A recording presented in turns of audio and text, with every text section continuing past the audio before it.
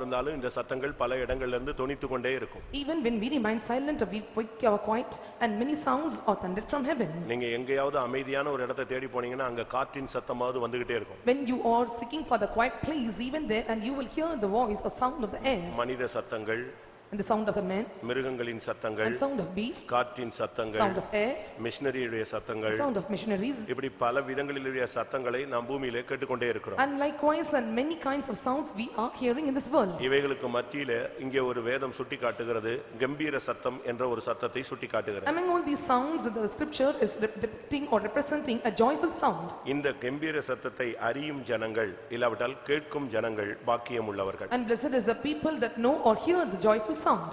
இது கம்பீர சத்தம் என்கிறதான அறிவு இருந்தாதான் நாம் அதுக்கு செவிசாய்ப்போம். So when we have the knowledge of the joyful sound and we will hearken to it.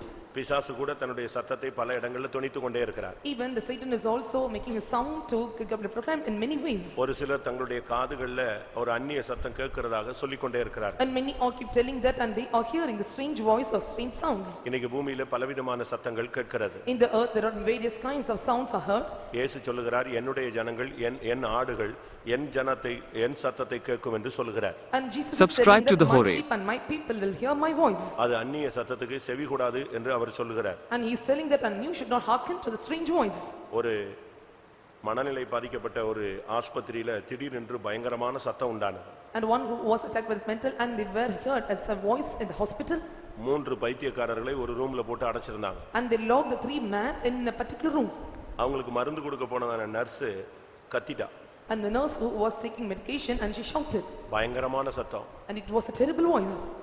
அதை கேட்ட டாக்டர்ஸ் அங்க வேலை செஞ்சவங்க எல்லாம் பயந்து போய் இந்த 3 பேரும் ஏதோ பண்ணிட்டானுங்க போல இருக்குன்னு எல்லாரும் ஓடி வந்தாங்க. And hearing the sound and all the doctors and all the laborers in the hospital and they came running towards the room.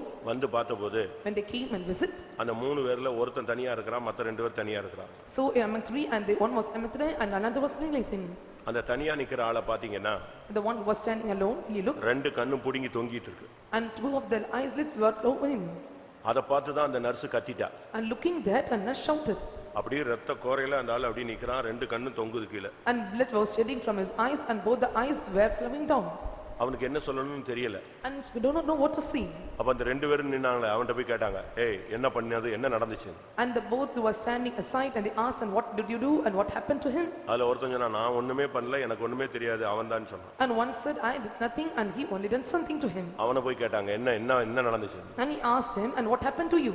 என் காதுல ஒரு சத்தம் கேட்டுக்கிட்டே இருந்துச்சு. I heard some voice in my ears. அவன் கண்ணை புடுங்கு, அவன் கண்ணை புடுங்கு, அவன் கண்ணை புடுங்குன்னு நான் புடுங்கிட்டேன். And go and pluck his eyes, and I was hearing the voice, so I plucked his eyes. என்ன சத்தம் கேக்குது பாத்தீங்களா? And see what kind of voice of him. இன்னைக்கும் சில விசுவாசிகள் சொல்றாங்க, சூசைட் பண்ணுங்கிற சத்தம் எனக்கு கேக்குதுன்னு சொல்லி. Even today many of the believers, some of the believers are telling that I hear the voice to commit suicide. இப்படிப்பட்ட அந்நிய சத்தங்கள் கேட்கிற இந்த பூமியிலே நாம் வாழ்ந்து கொண்டிருக்கிறோம். The place or the earth where we are hearing the strange voice and we are residing in this earth. சபையில கூட நீங்க கர்த்தருடைய சத்தத்தை கேட்கலாம். Even in the church and you can hear the voice of the Lord. பாடலின் சத்தத்தை கேட்கலாம். You can hear the voice of the song. மணவாளனுடைய சத்தத்தை And கேட்கலாம். you can hear the sound of the bridegroom. மணவாட்டியின் சத்தத்தை கேட்கலாம். You can hear the sound of the bride. ஆடல் பாடல் சத்தத்தை கேட்கலாம். And you hear the sound of the dancing and singing. இப்படி பலவிதமான சத்தங்களை பற்றி பைபிள் பேசுகிறது. The Bible is speaking about diverse kinds of sounds. ஆனா இவைகளுக்கு மத்தியில இன்னொரு சத்தம் இருக்கிறது. But among all these things there are another noise. அது என்ன சத்தம்? And what is that noise? அது கம்பீர சத்தம். And that is a joyful sound. நீங்கள் தீர்க்கதரிசன புத்தகத்துல படிச்சு பாத்தீங்கன்னா, When you read in the prophetical books, இந்த பலவிதமான சத்தங்களுடைய பல காரியங்கள் சொல்லப்பட்டிருக்கிறது. and various kinds of the sounds are mentioned in the prophetical books. மணவாளனின் சத்தம், And the bridegroom sound, மணவாட்டியின் சத்தம், the sound of the bride, ஸ்தோத்திர சத்தம், and the sound of praising, ஆடல் பாடலின் சத்தம். and sound of dancing and singing. அப்படி ஒரு வசனம் தெரிஞ்சவங்க எடுத்தீங்கன்னா பாருங்க பார்க்கலாம். இப்படிப்பட்ட வசனம் உங்களுக்கு கையில இருக்கான்னு பாருங்க. ஒரே 2 இடத்துல இப்படிப்பட்ட வார்த்தைகள் சொல்லப்பட்டிருக்கிறது. In 2 places and these things are mentioned. எந்த சத்தம் உனக்கு கேக்குதுங்கிறத இப்ப முக்கியம். Now it is very important and what noise are you hearing? ஒரே வசனத்துல இவ்வளவு சத்தமும் வரும். So in a single verse and all the voices are heard. வாசிங்க. எரேமியா 33:11. இன்னும் களிப்பின் சத்தமும் மகிழ்ச்சியின் சத்தமும். எரேமியா 33:11. 33:11 of Jeremiah. மணவாளனின் சத்தமும் மணவாட்டியின் சத்தமும் சேனைகளின் கர்த்தரை துதியுங்கள் கர்த்தர் நல்லவர் அவர் கிருபை என்றும் உள்ளது என்று சொல்லுகிறவர்களின் சத்தமும் Subscribe to the Horeb. ஆலயத்துக்கு ஸ்தோத்திர பலிகளை கொண்டு வருகிறவர்களின் சத்தமும் கேட்கப்படும் என்று கர்த்தர் சொல்லுகிறார். என்னென்ன சத்தங்கள்னு பாருங்க. See what are the voices heard? களிப்பின் சத்தம், மகிழ்ச்சியின் சத்தம், மணவாளனின் சத்தம், மணவாட்டியின் சத்தம், சேனைகளின் கர்த்தரை துதியுங்கள் கர்த்தர் நல்லவர் அவர் கிருபை என்றும் உள்ளது என்று சொல்லுகிறவரின் சத்தம், கர்த்தருடைய ஆலயத்துக்கு ஸ்தோத்திர பலிகளை கொண்டு வருவரின் சத்தம், இவைகள் எல்லாம் கேட்கப்படும். The voice of joy, the voice of gladness, the voice of bridegroom, the voice of bride, and the voice of them say the praise of Lord host, and the voice that sacrifice the praises of the host are heard in the church. ஆனால் ஒரு time வரும் இந்த சத்தம் எல்லாம் டப்புன்னு ஓஞ்சிரும். அதுதான் கம்பீர சத்தம் கேட்ட பிறகு இந்த சத்தம் எல்லாம் பிரேக் ஆயிடும். But when time comes when the joyful sound is heard and this noise or this voice will be stopped. எரேமியா 16:9 நீங்கள் அதை பார்க்கலாம். You can see in book of Jeremiah chapter 16 verse 9.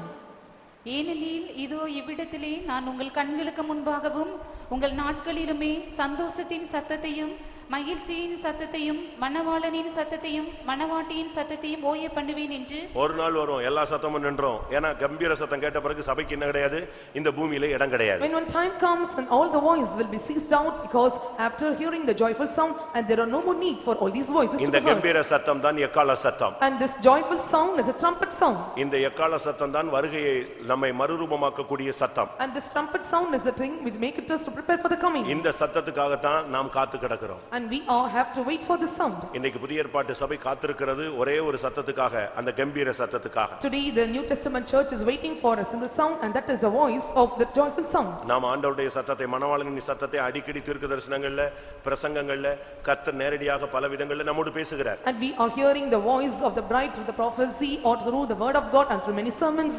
அதே நேரத்துல மணவாட்டியின் சத்தம், நாம துதிக்கிறது, கர்த்தரை உயர்த்துகிறது, நாம் தேவனை நோக்கி அபிஷேகத்தில் நிரம்புறது, இது மணவாட்டியின் சத்தம். And we are calling unto God, singing, praising unto God and we are praying unto God, and these are the voice of the bride. ஆனா இவைகளுக்கு அப்பாற்பட்டு ஒரு சத்தம் இருக்கு. But apart from all these things and there is a voice. அந்த சத்தத்துக்கு தான் நம்ம இப்ப வெயிட்டிங்ல இருக்கோம். So we are waiting for that voice. அந்த சத்தம் வித்தியாசமான சத்தம். That voice is different voice. அது மகிழ்ச்சியின் சத்தம் மட்டுமல்ல, That is not only the voice of mirth. அது ஒரு மனுஷனை மாற்றக்கூடிய சத்தம். And that is the voice when able to change a person. இப்ப 100 பேர் போய்கிட்டு இருக்கீங்கன்னு வெச்சுக்கங்களேன். Now 100 are moving in a place. ஒரு குறிக்கப்பட்ட பேரை சொன்னா அந்த குறிக்கப்பட்ட ஆளு என்ன செய்வான், பட்டுன்னு திரும்பிடுவான். So when you are calling a particular person and the particular person will turn back. வேற ஒண்ணும் வேண்டாம், உங்க ரிங்டோன் படிச்ச உடனே Subscribe to the Horeb, do bell icon. Ringtone சத்தம் மட்டும் ரொம்ப தெளிவா கேக்குங்க. And when the phone call and ringtone is ringing, whether the child is crying or not, and you will hear the voice clearly. தொட்டில்ல கிடந்த குழந்தை அழுதா கூட இவங்களுக்கு காது கேட்காது. Even the child was in the cradle and they cannot hear the voice. ஆனா கையில உள்ளதான குழந்தை ஒன்னு இருக்கு, பெற்றெடுக்காத வாங்கி ஸ்பான்சர் குழந்தை ஒன்னு இருக்கு எல்லாருக்கும். But there are some sponsored child that is in their hands all the times. இது அப்படியே தூக்கிக்கிட்டே அலைவாங்க ரோட்ல. And they will carry it all the times. சமீபத்துல ஒருத்தன் ஒரு பேட்டி கொடுத்தான், எனக்கு செல்லு தான் வைஃப்னு சொன்னான். And recently one gave interview saying that and my cell is wife. இப்படி யாராவது விசுவாசி பையங்க பொண்ணுங்க இருந்தானா கல்யாணம் கட்டாத. Is there any believer boy or girl, please don't marry them. ஏன்னா இப்ப சமீபத்துல லேப்டாப் தான் வைஃப்ங்கற நிலவரத்துல अनेகர் வாழ்கிறார்கள். Because recently they are telling that and this laptop and this mobiles are wife and they are living this life. அவன் வந்த உடனே laptop தூக்கிட்டு உட்கார்ந்தானா 3 மணி வரைக்கும் உட்கார்ந்திருப்பான், இவ அப்படியே பார்த்து செத்தே போய்டுவா. After coming home, if you are taking the laptop and he will till 3 o'clock and he will use it and by he is watching that laptop and he may die. நான் எதுக்கு இத சொல்றேன்னா, Why I am telling this? உனக்கு தேவனுடைய சத்தம் கேட்கலாம், ஆனா கம்பீர சத்தம் கேட்கணும். You may hear the voice of the Lord, but you must hear the joyful sound. அது என்ன தேவனுடைய சத்தம் கேட்கலாம், கம்பீர சத்தம் கேட்கணும். And what is the thing that you will hear the voice of the Lord and must hear the joyful sound? தேவனுடைய சத்தம் உன்னை எச்சரிக்கிறதுக்கு கேட்கலாம். The voice of the Lord to warn you, you can hear it. உன்னை இழுக்கும்படியாக கேட்கலாம். And you can hear it to drag you down. உன்னை சரிப்படுத்தும்படியாக கேட்கலாம். Or you can hear it to perfect or set right you. தேவனுடைய சத்தம் உனக்கு நியாய தீர்ப்பா கிடைக்கலாம். And the voice of the Lord may be like come like a judgment. ஏனா எல்லாரும் தேவனுடைய சத்தம் கேட்கும் காலம் வரும்னு பைபிள் சொல்லுகிறது. The Bible is telling that all will have the time to hear the voice of the Lord. ஆனா கம்பீர சத்தத்துக்குள்ள டிஃபரண்ட் என்னன்னா, அது பர்టిక్యులர் ஆளுக்கு தான் கேட்கும். So what is the difference between the joyful sound? Only for a particular person and they will hear the voice. உன் கூட 10 பேர் இருந்தாலும் 10 பேருக்கும் கிடைக்காது, அந்த 10 பேரும் கரெக்ட்டா இருந்தா கிடைக்கும். And there may be 10 with you and even all the 10 are perfect and they can hear or they will not hear the voice. நான் திரும்பவும் சொல்றேன். Once again I repeat. படுக்கையில 2 பேர் படுத்திருப்பார்கள், ஒருவன் மறுவன் எடுத்துக்கொள்ளப்படுவான். அப்படினா யாருக்கு அப்ப யாருன்னா என்ன அர்த்தம்?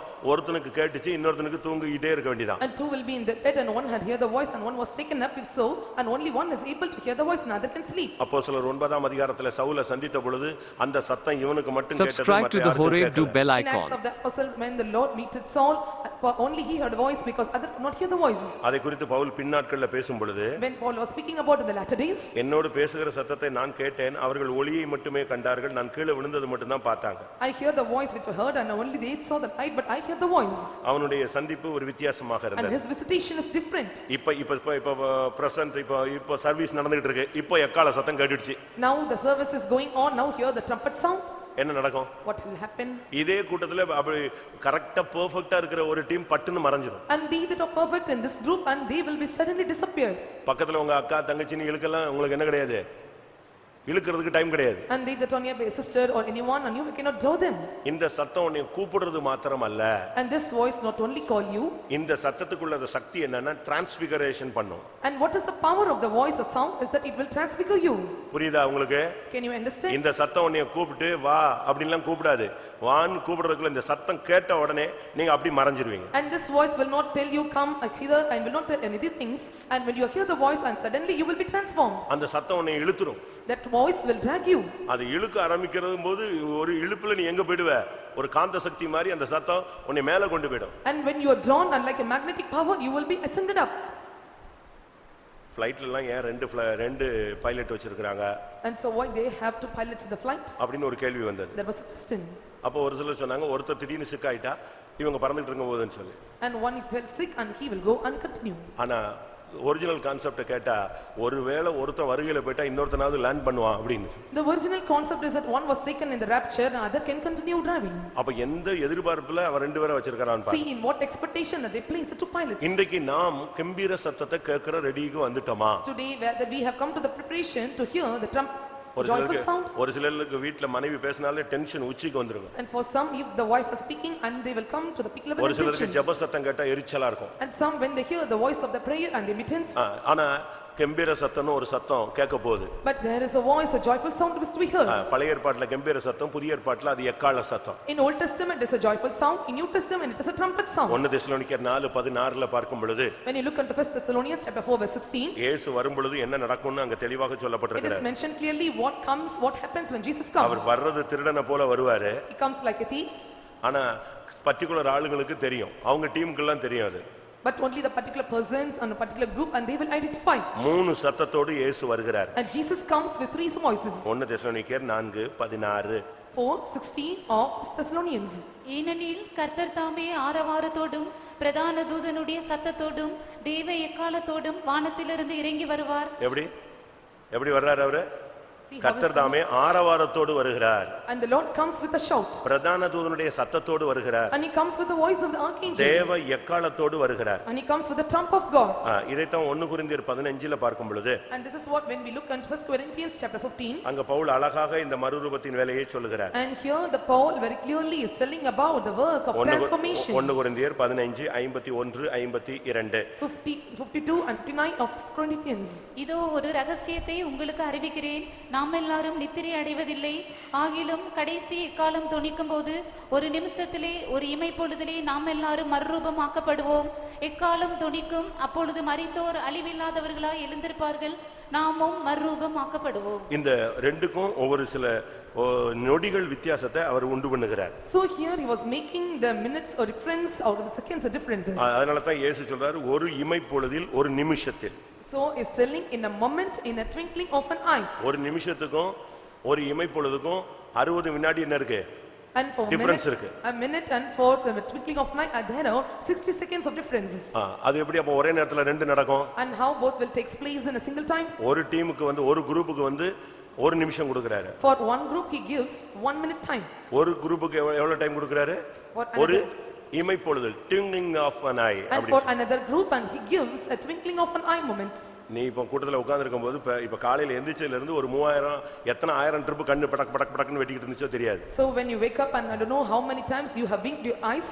இது அனிச்சை செயல், தானாவே நடந்துகிட்டே இருக்கும். And this is an accidental thing and it will happen. எப்பவுமே நம்ம அறியாமலே நம்ம பேசிக்கிட்டு இருந்தா சாப்பிட்டாலும் அது வாட்டுக்கு என்ன செய்யும்?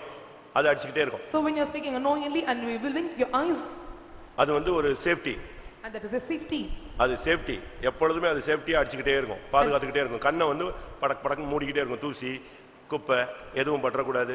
தானாகவே அதுக்கு அப்படி ஒரு இயல்பை வைத்திருக்கிறார். And the sun should not fall on your eyes, and so it was kept as naturally, and you will be with your eyes. ஒரு செகண்ட்ல உன்னை தூக்கிடுவார். And within a second, and he will transform you. இது ஒரு சத்தத்தினால் நடக்கக்கூடிய ஒரு மறுரூபம். And this is the transformation that takes place through the voice. இந்த சத்தத்தை கேட்கணும்னா நாம அதுக்கு சில பிராக்டீஸ் பண்ண வேண்டியது. If you want to hear this voice, and you have to go under some practice. இப்ப கூட பாருங்க, நாம பலரும் பல விதங்கள்ல பேசும் பொழுது யார் பேசுறான்னு சில நேரத்துல நமக்கு தெரியாது. Even when some are speaking with others, and we do not know who are speaking with us.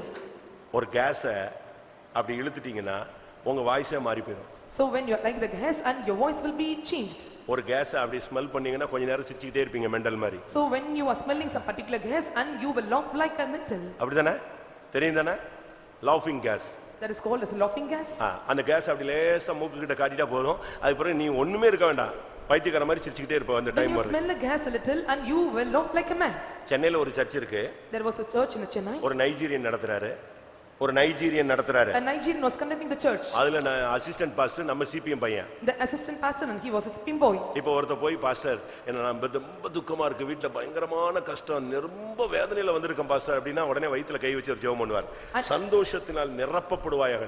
அவன் ஒரு அரை மணி நேரம் அப்படியே குச்சி குச்சி சிரிச்சிட்டே இருப்பான். I grieved a lot. I was பைபிள்லயே இல்ல.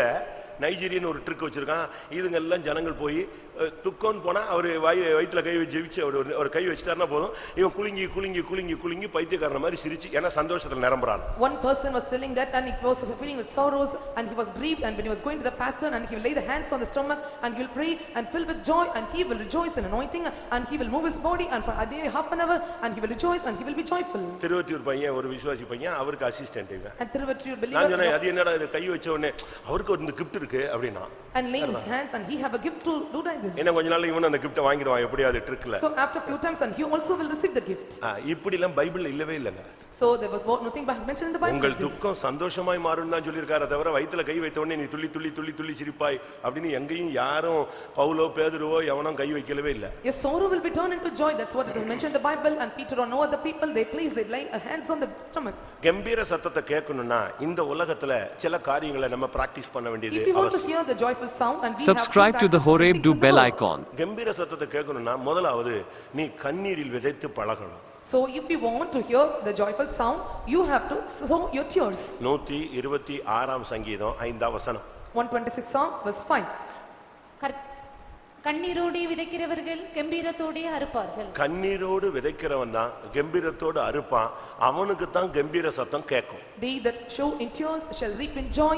Only he will hear the joyful sound. ஒரு தேவனுடைய பிள்ளையினுடைய விதைப்பு மிகவும் முக்கியம். For a child of God, and sowing is very needed for him. உங்க வாழ்க்கையில நடக்கிற காரியங்களுக்கு ரெண்டு காரியங்களை நீங்கள் விளங்கிக் கொள்ளலாம். So you can understand the things which happen in your life by two things. உனக்கு விரோதமாகவே நடந்துகிட்டு இருக்குன்னா நீ எப்பவுமே விதைச்சிருக்கேன்னு அர்த்தம். If things are happening contrary, and you have sown on some other time. உனக்கு பயங்கரமான பிரச்சனைகள் மனுஷங்க கொண்டு வராங்கன்னா நீ புரிஞ்சுக்கணும், ஒன்னு நீ எப்பவுமே விதைச்சதை இப்ப என்ன செய்யற அறுக்கறாய். If the men are bringing some terrible problems in your life, and you have to understand, and once you have sown, and now you are reaping it.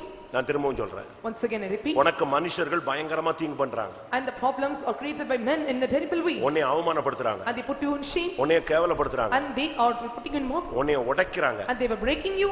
அப்படினா நீ உட்கார்ந்து சிந்திச்சு பாரு, ஒருவேளை நீ விதைச்சையா? If so, you sit and think whether you sown on some other way. எப்பொழுதாவது யாரையாவது நீ உடைச்சி, யாரையாவது துக்கப்படுத்தி, அவமானப்படுத்தி, கேவலப்படுத்தி அப்படி ஏதாவது நீ செஞ்சிருக்கியா? On any other day, and have you put someone and despised you, or have you put them in shame, or you have rejected them, and you just think and sit and think. அப்ப உன் வாழ்க்கையில சில பிரச்சனைகள் நடக்குதுன்னா நீ சிந்திச்சு பார்க்கணும், நீ எப்பவுமே விதைச்சதை நீ அறுக்கறாய். If there are certain problems comes in your life, and you have to think well that someday you have sown, and now you are reaping it. ஆனா நீ ஒரு தீங்குமே பண்ணல. But you have committed no evil. ஆனா உனக்கு இப்படி நடந்துட்டே இருக்கு. But these are happening to you. அப்படினு சொன்னா அவன் விதைக்கறான்னு அர்த்தம். If so, then he is sowing. உனக்கு விரோதமா செய்றவன் இப்ப என்ன செய்ய ஆரம்பிச்சிட்டான்?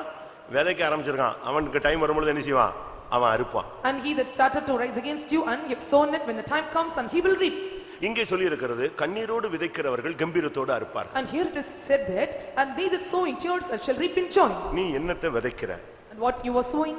இந்த ஊழியத்துக்கு வந்த பின்பு after coming to the ministry, இல்லாட்ட இந்த சபைக்கு வந்த பின்பு after coming to the church, நீ எதை விதைச்சிட்டு இருக்கறங்கறத நீ பாரு. you think and see and what you are sowing. நீ எதை விதைக்கிறையோ அதை நிச்சயமா அறுப்பாய். And what you are sowing and surely you shall reap. அதுல மாற்றமே கிடையாது. And there is no changes in it. Pastor டி அழகாக சொல்வாரு. The pastor used to tell very clearly. Absalom செஞ்ச மிகப்பெரிய தவறு. And what is a great mistake committed by Absalom? தன்னுடைய தகப்பனுடைய மறுமனையாட்டிகளை தீட்டுப்படுத்தினார். And he had defiled the concubines of father. வீட்டை காக்கும்படியாக 10 பேரை வச்சிட்டு தாவீது போயிருந்தான். And he kept 10 to charge over the house and David departed. என்ன நடந்துச்சு? You know what happened? இவன் அவங்கள அவ்வளவு பேரையும் தீட்டுப்படுத்தினான். And he defiled them. இன்னும் சொல்ல போனா 10 பேர். If so, there are 10 members. இப்ப விதைச்சிட்டான். Now he was sown. இப்ப கர்வாலி மரத்துல தொங்குறான். Now he was hanging in the oak tree. அவனை சுத்தி நின்னு அடிச்சது எத்தனை பேரு? You know how many have hanged around? சுத்தி நின்னு அடிச்சது எத்தனை பேரு? 10 பேர் தான் அடிச்சு கொண்டாங்க அவனை. Only 10 stood around him and he was beaten by him. நீ ஒரு விதத்துல விதைப்ப, நீ விதைக்கிறது ஒரு சின்ன விதையாக தான் இருக்கும், ஆனா வளர்றது வேற ஒரு மரமா இருக்கும். And you may sow a single or small tiny seed, but when it grows it comes like a big tree. அது நீ என்ன பண்ணையோ அது அப்படியே ரிசல்ட் உனக்கு இந்த பூமியிலேயே வந்துரும். So what you have sown and the result that you will get when you are in this earth. அந்த விஷயத்துல நீங்க ரொம்ப கவனமா இருக்கணும். So you must be very careful in that matter. நாம எனக்கு இதெல்லாம் சொல்றோம். So why I am telling all these things? நான் ஒரு இடத்துல இருக்கும் பொழுது when I was ministering one place, ஒரு பெண் ஒரு பையனோட விவாகம் பண்ணி ஓடி போய்ட்டா. a man got married a man and she was fled away. அவங்க பேரண்ட்ஸ் எவ்வளவோ கண்டிச்சு பார்த்தாங்க. And the parents and rebuked and chased her. But அது போய் கல்யாணம் கட்டி ஓடி போயிடுச்சு. And she got married and eloped with him. திருப்பி வீட்டுக்கு வந்து சேர்ந்துக்கிட்டா, லேசா அப்படியே ஓட்டிக்கிட்டா. And once again and she came back and joined with her family. அவ கன்சீவ் ஆயிடுச்சு. And she was conceived. அவளுக்கு ஒரு பெண் குழந்தை பிறந்துச்சு. And she got a female child. அப்ப என்னைய வந்து பார்த்தா. And she came and meet me. அப்ப நான் சொன்னேன், இந்த பொண்ணும் ஓடி போனா நீ எப்படி இருப்ப? And said that and if the child was flee away, நீ ஓடுனதுனால உங்க அம்மா அப்பா சபை சமுதாயம் குடும்பம் எல்லாத்துலயும் கேவலம் வந்துச்சு. அது எப்படி நான் ஓட விட்டுருவேன்? நான் ஒழுங்கா வளர்ப்பேன். அப்ப உங்க அம்மா உன்னை ஒழுங்கா வளர்க்கலங்கறியா? And because நீ எதை விதைக்கிறியோ அதை என்ன செய்யணும்? நீ ஒரு டைம் வரும்பொழுது அறுக்க வேண்டியிருக்கும். And you have eloped with a boy and that was a great shame for your family if the அதனால தான் வாலிபர்களே நீங்க விதைச்சிராதீங்கன்னு சொல்றேன். So we are telling that and you should not sow in the time. தவறா விதைச்சிராத. நீ பிற்காலத்துல நீ நல்லா இருப்ப, நீ அப்ப ரொம்ப ஸ்பிரிச்சுவலா இருப்ப, ஆனா அப்ப எது வரும்? இது வரும் வெளியே. So in the end days and you should not sow the evil things, but when you are growing up in the future and you will have to reap all these things that you have sown. அதனால தான் நான் சொல்றேன், ரொம்ப கவனமா இருங்க, விதைக்கிற விஷயத்துல ரொம்ப கவனமா இருக்கணும். So I am telling that and you must be very careful in the time of the sowing. 2 கொரிந்தியர் 9:6ல சொல்லி இருக்கிறது, சிறுக விதைக்கிறவன் சிறுக அறுப்பான், பெருக விதைக்கிறவன் பெருக அறுப்பான். And 2 Corinthians chapter 9 verse 6 it is said that and they that were sowing in the middle and they will grace and they that are decreased and they will be sinners. கலாத்தியர் 6:7, 8, 9 வசனங்களை பார்க்கும் பொழுது and 6 of 7, 8, 9 of Galatians. மோசம் போகாதிருங்கள், தேவன் நம்மை பரியாசம் பண்ண விட்டார். மனுஷன் எதை விதைக்கிறானோ அதையே அறுப்பான். தன் மாம்சத்திற்கென்று விதைக்கிறவன் மாம்சத்தினால் அழிவை அறுப்பான். ஆவிக்கென்று விதைக்கிறவன் ஆவியினாலே நித்திய ஜீவனை அறுப்பான். நன்மை செய்கிறதில் சோர்ந்து போகாமல் இருப்போமாக. நாம் தளர்ந்து போகாதிருந்தால் ஏற்ற காலத்தில் அறுப்போம். நீ விதைக்கிறது கம்பீரத்தோடு அறுக்கிற விதையாக இருக்கணும். And what you are sowing the seed that it must be the joyful reap. நீ கண்ணீரோடு விதைக்கலாம். And you can sow in tears. ஆனா கம்பீரத்தோடு அறுக்கணும். But you have to reap with joy. நீ கண்ணீரோடு விதைச்சு கண்ணீரோடு அறுத்தா அதனால பலன் இல்லை. When you are sowing with tears, when you are reaping with tears and there is no reward. அதனால தான் விதைக்கிற விஷயத்துல ரொம்ப கவனமா இருங்கன்னு சொல்றேன். So I am telling in the matters of sowing and you must be very careful. ஆண்டவர் வந்து அவருடைய தராசுல வந்து அட்ஜஸ்ட்மென்ட்டே கிடையாது. In the balance of the Lord and there is no adjustments. நீங்க கோர்ட்டுக்கு போனீங்கன்னா நீதி தேவதையை நிப்பாட்டி வச்சிருப்பான். So when you go to the court and you can see the white was standing before. நீதி தேவதை, அதாவது அந்த ஒரு பெண்ணு நிப்பா, கண்ணு கட்டிருப்பாங்க. And the women be standing and they may tie around their eyes. கையில ஒரு தராசு இருக்கும். And there will be balance in the hands. அந்த தராசு எப்படி இருக்கும்? So how the balance will be? ரெண்டு பேலன்ஸ் அப்படியே ஒரு ஈக்குவலா நிக்கும். The balance will be very equal in position.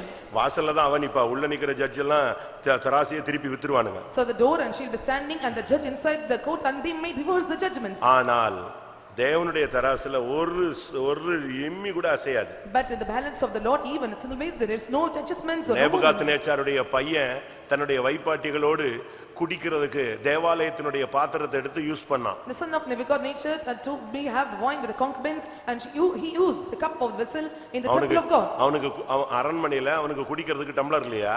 If there is no tumblers in the palace, தேவாலயத்திலிருந்து இருந்து தூக்கிட்டு வந்ததான இத வச்சு இவன் குடிச்சான். He took the cup from the temple of God and used it. குடிச்சிட்டு இருக்கும்போது he was drinking, திடீர்னு ஒரு கை வந்துருச்சு. A hand came from him. ஒரு கை மட்டும் மாயாவி கை மாதிரி வந்துருச்சு தபால்னு. And so like a magic a hand was raised out. நீங்கள இரும்பு கை மாயாவி புக் ரொம்ப பாதி வீட்ல இருக்குது. அதத்தான் உட்கார்ந்து படிச்சிட்டு இருக்கானே தவிர பைபிளை ஒரு பைபிளும் படிக்க மாட்டாங்க. So many are reading the books like this and like magics, but no one is reading the Bible. சாப்பிடவா இருங்க இத படிச்சிட்டு வந்துறேன். And telling that you come to eat and used to tell and have to eat. அதே மாதிரி ஒரு இரும்பு கை வந்துச்சு. மெனே தெக்கேல் உபார்சின் அப்படினு எழுதிட்டு போயிடுச்சு. So the written was like this and mene tekel ufarsin. அது பரிசுத்தவான்களின் மொழின்னு பைபிள்ல இருக்கு. It is said that it is the language of the saints. மொழியில பல லாங்குவேஜ் இருக்கு. அதுல ஒரு மொழி என்னது? நீங்க இதுவரை கேட்டுறாத பாத்துறாத ஒரு மொழி இருக்கு. In languages there are differences, that there is a language that you have not seen and not heard. எத்தனையோ ஆயிரக்கணக்கான மொழிகள் உலகத்துல இருக்கு. And there were thousands and thousands of languages in the world. ஆனா பைபிள்ல ஒரு மொழி இருக்கு, பரிசுத்தவான்களின் மொழி. But there is a language of the Bible and that is the language of the saints. தானியேல் 4ஆம் அதிகாரம் 17ஆம் வசனத்துல இருக்கு. 4:17 of Daniel. பரிசுத்தவான்களின் மொழியில் இந்த விசாரணை உனக்கு நடத்தப்படும். And by the word of the holy ones and this decree or demand will be done for you. பரிசுத்தவான்களின் மொழியினாலே இந்த தீர்மானம் நிறைவேற்றப்பட்டது. And by the word of the holy ones and this matter of the decree was fulfilled. Daniel 4:17ல படிச்சுக்கங்க. And you can read 4:17 of Daniel. இப்போ பரிசுத்தவான்களின் மொழியில ஒன்னு எழுதிட்டு போயிட்டாரு அவரு. மெனே தெக்கேல் உபார்சின். So now in the holy one's language it was written mene tekel ufarsin. அது எழுதிட்டு போனது பெருசு இல்ல. It is not a great thing was அத பார்த்த உடனே குடிச்சிட்டு இருந்தான் பாருங்க. பைபாட்டிகளோடு உட்கார்ந்து தேவனுடைய ஆலயத்தின் கிண்ணத்துல குடிச்சான் பாருங்க. இவனுக்கு கை கால் எல்லாமே கடன்னு போயிடுச்சு, முடிஞ்சு போச்சு, ஆட்டம் கொடுத்துருச்சு. He was drinking with the concubines and in the temple of God taking the vessels and his hands and legs started to shiver. Guy விலங்கல. And his legs were not paralyzed கிடையாது. ரெண்டு கை காலும் total paralyzed. And he was not paralyzed on one side and he was fully முழங்கால் நிக்க மாட்டேங்குது. And his knees was not standing. கடைசில தானியேலை கூட்டி வந்தாங்க. At last he was calling for Daniel. தானியேல் பரிசுத்தவான். Daniel is a holy one. அதனால அவன் அப்படி பார்த்துட்ட உடனே ஓஹோ இது யார் எழுதி இருக்கிறது? மேல உள்ளவர் எழுதி இருக்கிறாரு. And Daniel looking at his thought that and he was reading about. பட்டுன்னு வாசிச்சான். மெனே தெக்கேல் உபார்சின். ராஜாவே தராசுனா வச்சு உன்னை நிறுத்து பார்த்தாரு. உன் கதை முடிஞ்சிருச்சுன்னு சொன்னா அன்னைக்கு நைட் அவன் செத்துட்டான். And thou art weighed the balances and thou art wanting and your sword is over in the night. எதை விதைக்கிறாய்? What you are sowing. எதை விதைக்கிறாய்? What you are sowing. இன்னைக்கு கர்த்தர் உன்கிட்ட சொல்றாரு, நீ கண்ணீரோடு வித, நீ கெம்பீரத்தோடு அறுப்ப. அதை விட்டுட்டு நீ மாம்சத்துக்கென்று விதைத்தால் மாம்சத்துக்கென்று அறுப்பாய். And today the Lord is telling that you have to sow in tears and you will reap with joy, and if you are sowing in carnal and you have to reap in carnal. யாக்கோபு 3:18 சொல்லுகிறது. 3:18 of James is telling. சமாதானத்தில் விதையுங்கள். And you have to sow in peace. நீதியின் கனி சமாதானத்திலே விதைக்கப்படுகிறது. The fruit of righteousness is sown in peace. அது மாத்திரமல்ல. Not only that. இந்த சரீரம் ஜென்ம சரீரம். இத விதைக்கணும் நீ.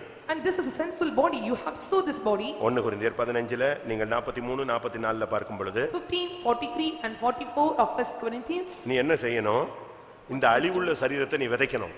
And you have to sow this corruptible body. கனவீனமுள்ள இந்த சரீரத்தை விதைக்கணும். And you have to put on this corruptible body. பலவீனமுள்ள சரீரத்தை விதைக்கணும். And you have to sow this weak body. இந்த ஜென்ம சரீரத்தை வச்சிக்கிட்டு இருக்காத, விதைச்சிரு. And don't keep the sensual body, you have to sow this body. இவைகளை நீ விதைச்சாதான் ஆவிக்குரிய சரீரம் எழும்பும். When you sow this body and the spiritual body will arise. கண்ணீரோடு விதைக்கிறவன் கெம்பீரத்தோடு அறுப்பான். And they that sow in tears will reap in joy. அதனால தான் இந்த நாட்களிலே நீங்க தேவ சமூகத்துல கண்ணீர் விடுங்கன்னு சொல்றோம். So we are telling you that you must shed tears in the presence of God. நான் ஒரு குடும்பத்துல ஒரு பிரச்சனைக்காக போய் ஜெபிக்க போயிருந்தேன். And once I went to visit a family, those who had problems. அந்த வீட்ல 2-3 வாலிப பிள்ளைங்க. And there were two sons, there were two ex-boys. அந்த பிள்ளைகளுக்கு வெளியே வர முடியாத ஒரு சில பிரச்சனைகள். And there were problems that could not come out. அந்த வீட்ல ஆம்பளைங்க உண்டு. And there were male boys. ஆனா ஒருத்தனும் உருப்படி இல்ல. But no one was convinced with them. அதனால அந்த சகோதரி அந்த பிள்ளைகள் அப்படியே திகைச்சு போயிட்டாங்க. And so the sister were astonished. அந்த வீட்ல 2 பையன் இருக்கான், அப்பா இருக்கான், ஒண்ணும் உருப்படி இல்ல. And there were two boys and father and the family. விசுவாசிதான். They were believers. already believers தான். ஆனா அவங்க லைஃப் சரியில்லை. They are believers but their lifestyle is not good. அதனால இந்த பிள்ளைங்களுக்கு வெளியே போக முடியல. So they could not come out. ரொம்ப அவமானம். And it was so shameful. அப்ப நான் விசிட் பண்ண போயிருந்தேன். So I went to visit that house. அவங்க சொல்லி அழுதாங்க. And she said and cried a lot. இவ்வளவு நாளா இந்த பிரச்சனை நீடிச்சிட்டே இருக்கு. So these many days and this problem is going on. ஜெபம் பண்ணோம். Please pray. எல்லாரும் ஜெபம் பண்ணோம். We pray all. நல்லா ஜெபம் பண்ணோம். So prayed well. மனப்பூர்வமா ஜெபம் பண்ணோம். And willingly we prayed. அப்ப எனக்கு ரொம்ப கஷ்டமா இருந்துச்சு. எனக்கு ஒரு 2 அக்கா இருந்தாங்க. அதனால என்ன ஆண்டவர் இந்த பிள்ளைங்க வெளியே போறதுக்கே இவ்வளவு வெட்கப்படுறாங்களே, இவ்வளவு ஒரு மோசமான ஒரு கண்டிஷன்ல இந்த பிள்ளைங்க போயிட்டு இருக்குன்னு நானும் அழுது ஜெபிச்சேன். I felt very sorrow because I had sister like that and so I prayed for the family. என்ன நடந்துச்சு? அன்னையோட அந்த ப்ராப்ளம் சால்வ் ஆயிடுச்சு. So the problem was solved on that day itself. நீ கண்ணீர் விடு, ஒரு சொட்டு கண்ணீர் விடு. I said it, single drop. உன் கண்ணீர் எல்லாம் தேவனுடைய துருத்தியில இருக்கும். And all your tears will be in the bottle of God. நீ கர்ச்சீப்ல தொடச்சிடுவ. And you will wipe your kerchief. ஆனா அதுக்கு முன்னாலே எது கணக்குல போய்டுது? Before that and where it goes in count. தேவனுடைய துருத்தியில போய் கணக்குல அக்கவுண்ட்ல சேர்ந்துரும். It is set in the account of the bottle of God. அது விடவே விடாது. So that will not leave you. கரெக்டா அந்த கண்ணீருக்கு பதில் நிச்சயமா கிடைக்கும். And surely and there will be answers for all your tears. அதனால வேதம் சொல்லுகிறது கண்ணீரோடு விதைக்கிறவன் கம்பீரத்தோடு இருப்பான். So the Bible is telling, and they that are sowing tears will reap in joy. இன்னைக்கு எத்தனை பேர் கண்ணீரோடு விதைக்கிறீங்க? Today how many are sowing in tears? Dressக்கு கண்ணீர் விடுறவங்க இருக்கான், செல்லுக்கு கண்ணீர் விடுறவங்க இருக்கான், வண்டிக்கு கண்ணீர் விடுறவங்க இருக்கான், மனைவி ஏசி விட்டான் கண்ணீர், புருஷன் அடிச்சு விட்டான் கண்ணீர். ஆனா சபைக்காகவோ பரிசுத்தத்துக்காகவோ தெய்வீகத்துக்காகவோ ஊழியத்துக்காகவோ கண்ணீர் விடுகிறவங்க ரொம்ப குறைவு. And they that are sowing tears are shedding tears for getting the garments of cell phones or for the sake of the family, for the problems, but there is no one so shed tears for the holiness of divinity or the prosperity in spiritual life. நான் ஒரு faith home போயிருந்தேன். I visited a faith home. அந்த faith homeல ஒரு car தூசி படிஞ்சு கிடந்துச்சு. And there was a car in the faith home, it was full of dust. ஒரு model car. It was a model car. அப்போ நான் சொல்றது வந்து 10-15 வருஷத்துக்கு முன்னால. I am telling that happened before 10 or 15 years. அப்போ உள்ள ஒரு model car. It was a model car in those times. faith homeல மரத்தடியில அப்படியே குப்பை மாதிரி கிடக்குது. And it was parked under the faith home under a tree. அப்ப நான் என்னன்னு கேட்டேன், இது என்ன கார் விசுவாசி நம்ம faith homeல இந்த கார் யூஸ் பண்ண மாட்டோம் இல்லையா? I asked in the faith home and we will not use this car. அப்ப அவங்க சொன்னாங்க, And they said, இது நம்ம ஒரு விசுவாசி பையனுடைய car. and this is the believer boy's car. Karnaugh அவனுக்கு உயிர். And he was like, he had a life, great life to this car. அவன் என்ன பண்றானோ இல்லையோ காலையில எந்திச்ச உடனே எங்க தான் இருப்பான்?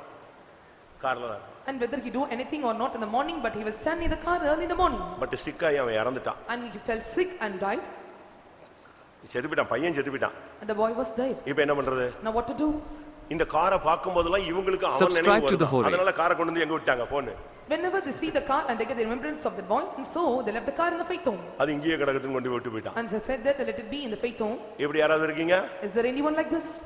இப்ப சமீபத்துல பார்த்தேன். And recently you see ஒரு ஆளுக்கு வந்து BMW கார் ரொம்ப பிடிக்கும். a particular person, he was likened to this BMW car. Our செத்துட்டார். And he died. அவங்க பையன் அவருடைய நினைவா BMW காரோட புதைச்சிட்டான். பாத்தீங்களா? The boy has a remembrance and he buried his father along with his BMW car. பாத்தியா யாராவது அதெல்லாம் பாத்திருப்பீங்க. BMW காரோட கொண்டு போய் கல்லறைக்குள்ள வச்சிட்டான். போடா அவங்க அப்பா அதுக்குள்ளேயே இருக்கட்டும்னு சொல்லி. He kept the father in the sepulcher with BMW. அவர் எங்க அங்க இருக்காரு? அவர் போயிட்டாரு பாதாளத்துக்கு. And now அங்க காரை ஓட்டுவாரு. he entered into hell whether he drive the car. இப்படி எல்லாம் சந்ததிகள் உலகத்துல இருக்கு. And such generations are in நீ this world. உலகத்துக்காக கண்ணீர் வடிக்காத. And you should not shed tears for the worldly things. உனக்கு பரிசுத்தத்துக்காக உன் பிள்ளைகளுடைய பரிசுத்தத்துக்காக இயேசு சிலுவை சுமந்துட்டு போகும்போது சொன்னாரு, நான் சிலுவை சுமக்கிறேன், ஐயோ இயேசுவே சுமக்கிறேன்னு அழாத, உனக்காக உன் பிள்ளைகளுக்காக அழுன்னு சொன்னார். For your holiness, for the holiness of the children, and Jesus said, and you cry for me and cry for your children's sake. கண்ணீர் விட்டு அழுகிறவன் கம்பீர சத்தத்தை ஒரு நாள் கேட்பான். And they that are sowing in tears, and one day they will hear the joyful sound. Ezra 3ஆம் அதிகாரம் 11-12 பார்க்கும் பொழுது, And when you look into Ezra chapter 3 verse 11 and 12, Ezra 3:11-12 கர்த்தர் நல்லவர், இஸ்ரவேலின் மேல் அவருடைய கிருபை என்றும் உள்ளது என்று அவரை புகழ்ந்து துதிக்கையில் மாறி மாறி பாடினார்கள். கர்த்தரை துதிக்கையில் ஜனங்கள் எல்லாரும் கர்த்தருடைய ஆலயத்தின் அஸ்திபாரம் போடப்படுகிறது நிமித்தம் மகா கெம்பீரமாய் ஆரவாரித்தார்கள். முந்தின ஆலயத்தை கண்டிருந்த முதிர் வயதான ஆசாரியரிலும் லேவியரிலும் பிதாக்கள் வம்சங்களின் தலைவரிலும் அநேகர் இந்த ஆலயத்துக்கு தங்கள் கண்களுக்கு முன்பாக அஸ்திபாரம் போடப்படுகிறதை கண்டபோது மகா சத்தமிட்டு அழுதார்கள். இங்கே ரெண்டு கூட்டம் ஜனங்கள் நின்று கொண்டிருந்தார். here the two groups of people were appointed. இங்க கம்பீரமா ஒரு குரூப் கத்துது. And one group is shouting greatly. இன்னொரு பகுதியில ஒரு கூட்டம் ஜனங்கள் கண்ணீரோடு பார்த்துக்கிட்டே இருக்காங்க. On another side the people or they were looking with tears. ஒன்று இளைய சமுதாயம், ஒன்று மூத்த சமுதாயம். And one is elder generation and one other is a younger generation. ரெண்டு குரூப் நின்னுகிட்டு இருக்காங்க. And both the groups are standing. இந்த ரெண்டு குரூப் நின்னுட்டு இருக்கும்போது இளைய சந்ததி என்ன செய்யுது? கம்பீரமாய் சத்தமிடுறாங்க. So when the both groups are standing, the young generations, and they are making a great shout. ஆனா வயசானவங்க பழைய ஆளுங்கலாம் அத அப்படியே பார்த்துட்டு கண்ணீர் வடிச்சாங்க. And they that are old and they that are elders, and they looked and they shed tears. ஏன்? Why? அங்க ஆலயத்துக்கு அஸ்திபாரம் போடப்பட்டது. Because and they laid the foundation of the temple. ஒரு ராபோஜனம் என்பது Subscribe to the Horeb do bell icon. So communion is a time to make or lay a foundation in your life. ஒருவேளை இடித்து போடப்பட்டிருக்கலாம். Sometimes it may be broken down. உன்னுடைய வீடு இடிக்கப்பட்டிருக்கலாம். Your house may be broken. உன்னுடைய பிரதிஷ்டை இடிக்கப்பட்டிருக்கலாம். Your consecration may be broken. உன்னுடைய ஆலயம் இடிக்கப்பட்டிருக்கலாம். Your temple may be broken. உன்னுடைய ஆவிக்குரிய வாழ்க்கை தடுமாறி இருக்கலாம். Your spiritual life may be stumbled. ஆனா இந்த சுத்திகரிப்பு கூட்டம் இந்த ராபோஜனம் எல்லாம் மறுபடி அஸ்திபாரம் போடுற time. But this through this sanctification meeting and communion is time to place the foundation once இந்த again. அஸ்திபாரம் போடும்போது ஃபர்ஸ்ட் அஸ்திபாரம் போட்டத பார்த்த இந்த புதிய சமுதாயம் கம்பீர சத்தத்தோடு கத்திச்சு. So when they lay the foundation for the first time, the young generation and they made a great shout. ஆனா ஏற்கனவே போட்டு இடிச்சு ஏற்கனவே இருந்ததை பார்த்தவங்க, இடிஞ்சு போனதை பார்த்தவங்க மறுபடியும் அஸ்திபாரம் போடும்போது நம்ம கண்களுக்கு முன்னாலேயே கர்த்தர் மறுபடியும் கட்டுறாரேன்னு சொல்லி அழ ஆரம்பிச்சிட்டான். And they that are broken down, and once it was built again, when made the foundation, and all the old and elders, and they were tears and shedding tears, and once it was renowned. அருமையானவர்களே, இன்றைக்கு நீங்கள் உங்கள் வாழ்வில் கெம்பீர சத்தத்தை நீங்கள் கேட்க வேண்டுமானால் உங்களுடைய வாழ்க்கையில அஸ்திபாரத்தை திருப்பி நீ கரெக்ட் பண்ணு. Dearly beloved, if you want to hear the joyful sound, once again you have to lay the foundation in the right manner. சரியான அஸ்திபாரம் போடு. And you have to place a right foundation. ஒருவேளை நீ கடந்த காலங்களில் மணல்ல அஸ்திபாரம் போட்டிருக்கலாம். Sometimes you have made the foundation on sand. பெரிய காற்று, பெரிய மழை, பெரிய வெள்ளம் அதை அடிச்சிட்டு போயிருக்கும். The great sound of great rushing winds and the great floods may come and ஆனா இன்னைக்கு நீ மறுபடியும் கன்மலையில அஸ்திபாரம் போடு. But once again you have to lay the foundation on the rock. நீ அப்பொழுது எப்பொழுதும் கம்பீரமாக வாழ்ந்து கொண்டிருக்கலாம். Then you can rejoice and you can be joyful with him all the times. நீ அஸ்திபாரம் போடு, கர்த்தர் கட்டுவார். Lay the foundation and the Lord will build up. நாங்கள் எருசலேமை எழுந்து கட்டுவோம் என்று ஒரு கூட்டம் ஜனங்கள் எழும்பினார்கள். One group of people said that, and we will arise and build up the Jerusalem. கர்த்தர் சொல்லுகிறார், நான் சீயோனை கட்டி ஏய் அல்ல உட்கார பிடிச்சு உட்கார வை.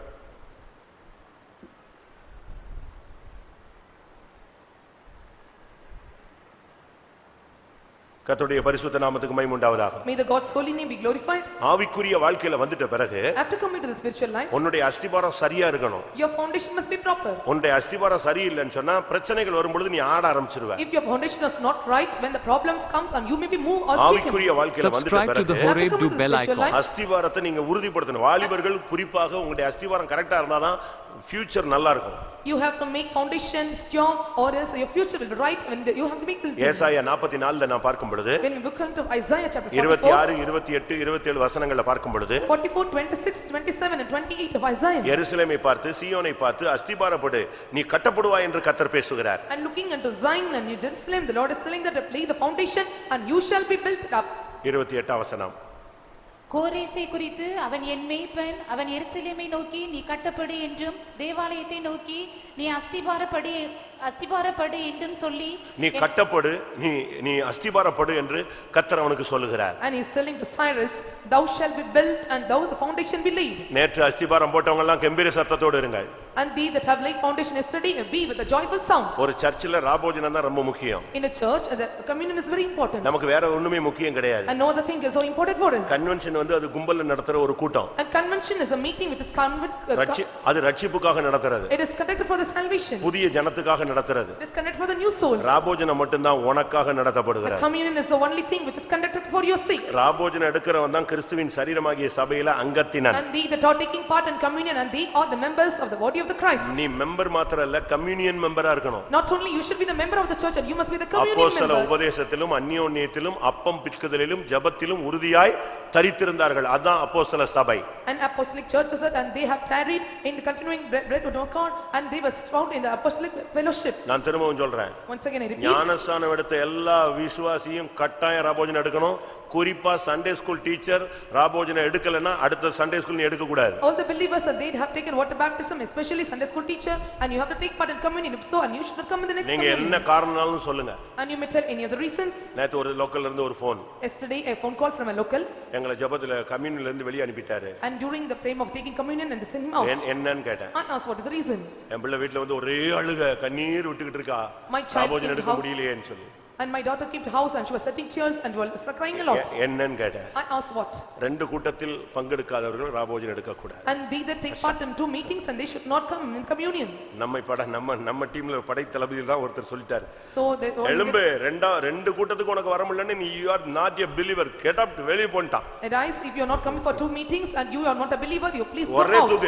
தூக்கிட்டான். அதோட பாதி வெளிய அழுதுகிட்டே போயிடுச்சு, எல்லாம் போச்சு, ரெண்டாவது மீட்டிங் வரலையே. And she went to the bride with crying. ஆனா நானு தலைவர், நானு கடைசியில வந்தவனுக்குலாம் நேத்து சரி எழும்பிக்கோ போன்னு சொன்னேன். எனக்கு ரெண்டும் அப்படியே யோசிச்சேன், என் ட்ரைனிங்ல இருக்கிறவன் இந்த அடி அடிக்கிறான், நம்ம அப்படியே நேத்து விட்டு கொடுத்துட்டோமோன்னு யோசிச்சேன். I am a leader, but I allowed even they come in the last minute. I asked them to take part in communion. கர்த்தருடைய பந்தியில பங்கெடுக்கலன்னா நீ ஊழியம் செய்யறது ரெகக்னைஸ்ட் ஆகாது. அதுக்கு தான் நான் சொல்றேன், வேற When you ஒண்ணும் are not taking part Lord's table, whatever the ministry that you are doing, it will not be recognized. நீ ஒரு 15 வருஷமா 4ஆம் கிளாஸ் டீச்சர் தான், நீ போன உடனே 4ஆம் கிளாஸ் சிலபஸ் அப்படியே ஒப்பிச்சிடுவ. ஆனா ரெகக்னைஸ்ட் ஆகாது, அந்த ஊழியத்துல ஆசீர்வாதம் இருக்காது, அபிஷேகம் இருக்காது, அந்த பிள்ளைகளுக்குள்ள ஜீவன் உண்டாகாது. For 15 years and you are a Sunday school teacher taking a 4th standard class and you will be memorizing all those things, but when you are not taking part in the Lord's table and your ministry will be not recognized and nothing will be advised to your children in a Sunday school. நம்ம டெய்லியா நடத்துறோம், டெய்லியா நடத்துறோம் ராபோஜனம். Are we conducting every day? ஒரு 3 மாசம் 2 மாசம் 2.5 மாசம் 4 மாசத்துக்கு ஒரு தடவை தான் நினைச்சறோம் நடத்துறோம். Once in 3 months or 2 months and 4 months we are conducting this communion. One day lifeல நீ அஸ்திவாரம் போடு, and you have to lay foundation in your life. மறுபடியும் அஸ்திவாரத்தை ஸ்ட்ராங் பண்ணு. and once again you have to rebuild your foundation. இல்லனா நீ கம்பீர சத்தத்தை கேட்க முடியாது. or else you can hear the joyful sound. முழு புதிய ஏற்பாட்டு சபையினுடைய டார்கெட் எக்கால சத்தம் மட்டும்தான். the whole target of the New Testament church is the trumpet sound. அற்புதம், அடையாளம், பிசாசு துரத்துறது, பெரிய காரியங்கள்லாம் இரண்டாவது. signs, wonders and church on the demons, and these are all the secondary things. நீ எல்லாம் ஓடிட்டு கடைசில பிரைஸ் வாங்கலன்னா பிரயோஜனம் இல்ல, கம்பீர சத்தத்தை கேட்கலன்னா பிரயோஜனமே இல்ல. running the race and if you are not able to win the prize, if you are not able to joyful sound, there is no use. 2 நாளாகமம் 15:14 பார்க்கும் பொழுது, when we look into 2 Chronicles chapter 15 verse 14, மகா சத்தத்தோடும் கெம்பீரத்தோடும் பூரிகைகளோடும் எக்காலங்களோடும் கர்த்தருக்கு முன்பாக ஆணையிட்டார்கள்.